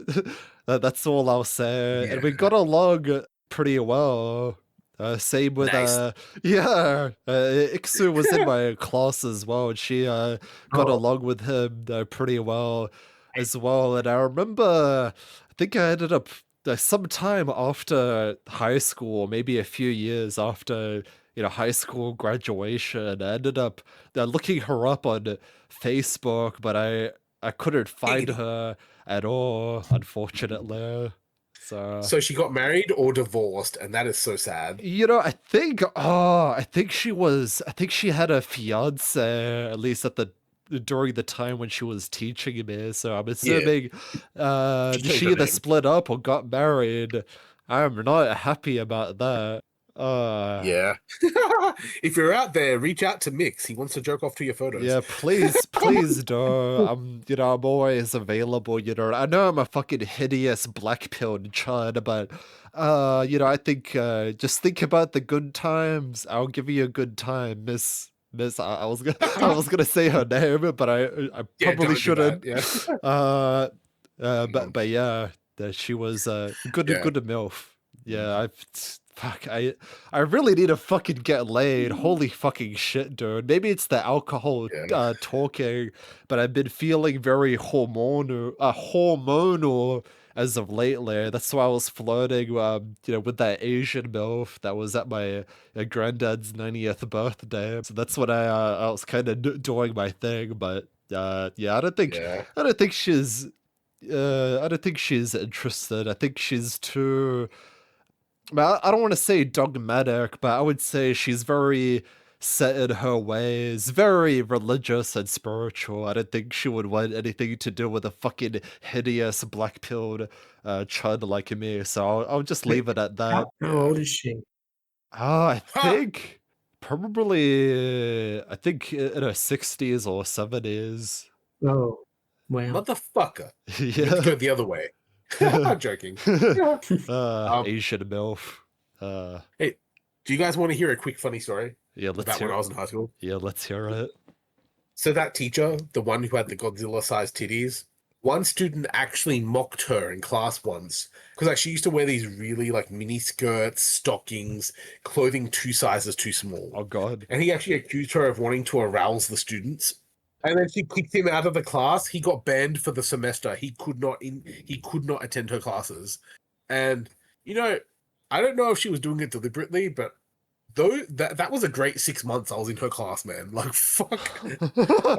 Remember at one point, because you know, back when I was in high school, I had the brain of Patrick the Starfish. Okay, keep that in mind. At one point, she brought up the bubonic plague, and I started laughing because I thought she said pubonic plague, as in, you know, pubes. Mm. And I started laughing, and she's like, I know why you're laughing. And then she just continued on. Like, oh, Yeah. fuck. Man, I wish I could find her on Facebook. Anyway, moving Oh, on. I feel that, man. You gotta edit that out. Man, she had Godzilla-sized titties. That's all I'm going to say. She was great. I wish I could have found her and saved all of her photos. Like if she joined OnlyFans, she would have been the top 0.01%. Like she was good looking too. I had no teachers like that. What the fuck? Was she Yeah. white? I think she was Greek. Okay, yeah. Big titty Greek chick. Big titty Greek Godzilla GF. size. Huh. I still remember when she kicked the student out for saying she needed a trolley for each tit. I like how one moment I'm saying, oh, you know, it's so horrible that you know, whenever a teacher grooms a child, and then I'm talking about how I want to fuck my Year 9 English teacher. Hey, this was my Year 9 history teacher, so there we go. Year 9. See, it's all Year 9. I wanted to fuck my fellow students, not the teachers. Damn, I think I found her on Instagram. Huh? The girl I was talking about who had pretty big tits. Oh, nice. Because so one of the people that came up suggested for me was also a guy who went to my school, at least for a couple of years. Yeah. Who did you I found another girl. Yeah. What the fuck? I'm gonna follow these people. Oh God. See if they remember me. Yeah, hopefully they do. So who were the classmates did you have a crush on? Holy shit! What happened? So this is a girl I went to the like year 11 dance with. Oh, yeah. I'll just link her Instagram. Okay. Because Yeah, I'll check actually, I'll that. just DM it to you. Yeah, I'll check it out after the panel. She didn't really like me that much, though. We didn't talk much. It was awkward. But that's her. Big Asian girl. Chinese. Nice. Big, yeah, I love them big. Oh. Yeah. She have It was like kids that now. ex-friend I had, so Oh, no, tall shit. that everyone referred to sex with her as snoo snoo. Fuck man. Yeah. 21. So she was 21 in 2020, which I was also 21 in 20. Is that? No, is that her? I don't know. Oh wait, no, it's not. Imagine the listeners listening to this. Like, are we really listening to dudes talking about how chicks they wanted to bang in high school? Like, This Jesus is Christ. actually the best fucking video ever. Yeah. I remember her first name, but not her last name. Did she have Kazaa milkers? That girl I posted to you, Mix, was in my year, Ah, yeah. but only for a couple of years, I think. Year 11. Yeah. Do you even post anymore? I have some stories about chicks in my high school, but I don't know if you want to hear them. Yeah, I I wanna remember hear there were this shit. other older girls who used to hug me and stuff. Oh, Giggity. fuck. Oh, Yeah, Mixer's dream hugs. yeah. stop taking off, Mix. Yeah, I'm pleasuring myself over the thought of women hugging you or hugging me. But since they're hugging you, I want to live vicariously through you, Port. Oh, They're not hugging me anymore. fuck. Yeah. All right. I'm going to tell you a story. Okay. There was one chick in my high school, and she was exceptionally attractive. Like, if you asked any dude in my high school, they all wanted to fuck her. But I don't think she knew how hot she actually was, which made it even hotter. And one time we were coming back from an excursion and we're walking to the school, and she was across, like, they actually sort of, we had some of the students walking on the left side of the road on the footpath, and some students walking on the right side of the road on the footpath. And she was on the right side, like she was across the road on the other side. And I kept staring at her because, you know, I wanted to burn her image into my fucking brain for later. And long story short, I walked into a power pole, and the actual year advisor thought I was concussed. Oh god. That was interesting. Very attractive lady. That's all I'm gonna say. We had this other chick. Like one time she showed up in the school skirt, and every dude wanted to bang her. She was like this redneck chick from Mount Druitt. You know, very Oh yeah. inbred type vibe. But that Oh. one day, everyone wanted to fuck her because she was wearing knee-high socks and a skirt. Like fucking. Nah, I'd fuck for me, I'm like, fuck that shit. I want to date an authentic trailer park Mount Druitt Wolf. princess. The ones with fucked up teeth, overweight. Ugh. Ah. Imagine them got a giving you a princess. blowjob. Yeah. Yeah. Ironically, one of the hottest chicks in my U group didn't get married until she was in her late 30s. She was like one of the last people in the U group to get married, and she was easily top 3 hottest chicks in the whole U group. Nice. Yeah. Probably She got married to the type of something dude who revs his car, if you get my drift. Fucking, that's tragic. Nah, that's fucked up, man. That's actually Yeah. honestly, I don't even know this chick, but I'm hearing when I heard you say, oh, she married a guy who likes revving his car. I made an entire PowerPoint presentation on my channel talking about how fucking you know the one. Yeah. I was talking about how fucking bullshit that is. Nah, that's so fucked up, man. I hope they never have Yeah. kids. I seen stories from their wedding on Facebook, and he rode a quad bike into the wedding, revving it, and I'm like, why? Yeah, just fucking Why? kill yourself, man. I mean, Exactly. That's actually what I thought. I'm like, kill yourself. Marry a nice Caucasian man. yeah, Like, what are marry you a doing? nice, quiet, Caucasian, autistic white man who Yeah. keeps to himself and doesn't chimp out and make a noise. Okay. Women don't like that. Chimp out. They like serial killers and send them letters in prison. Yeah. So Yeah. they like those types of people as well. Drama, Yeah. ribbing. Yeah. But Yeah, yeah. that's Yeah, but that year 9 teacher, man, I still think about her. It's like 20 years later, and I'm still thinking about her. Like, she's probably fucking 50 years old now. Like, fuck, she was so pretty. I'm never going to say her name on a podcast or anything, but goddamn. Yeah. Would you still hit her even though she's in her 50s? Nah. Fair enough. I probably would. But yeah, she would have been in her, like, early 20s. Like, you know, the Yeah. age difference is so bad. Anyway.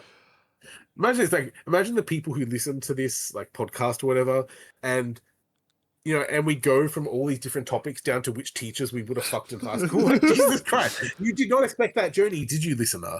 But here you are.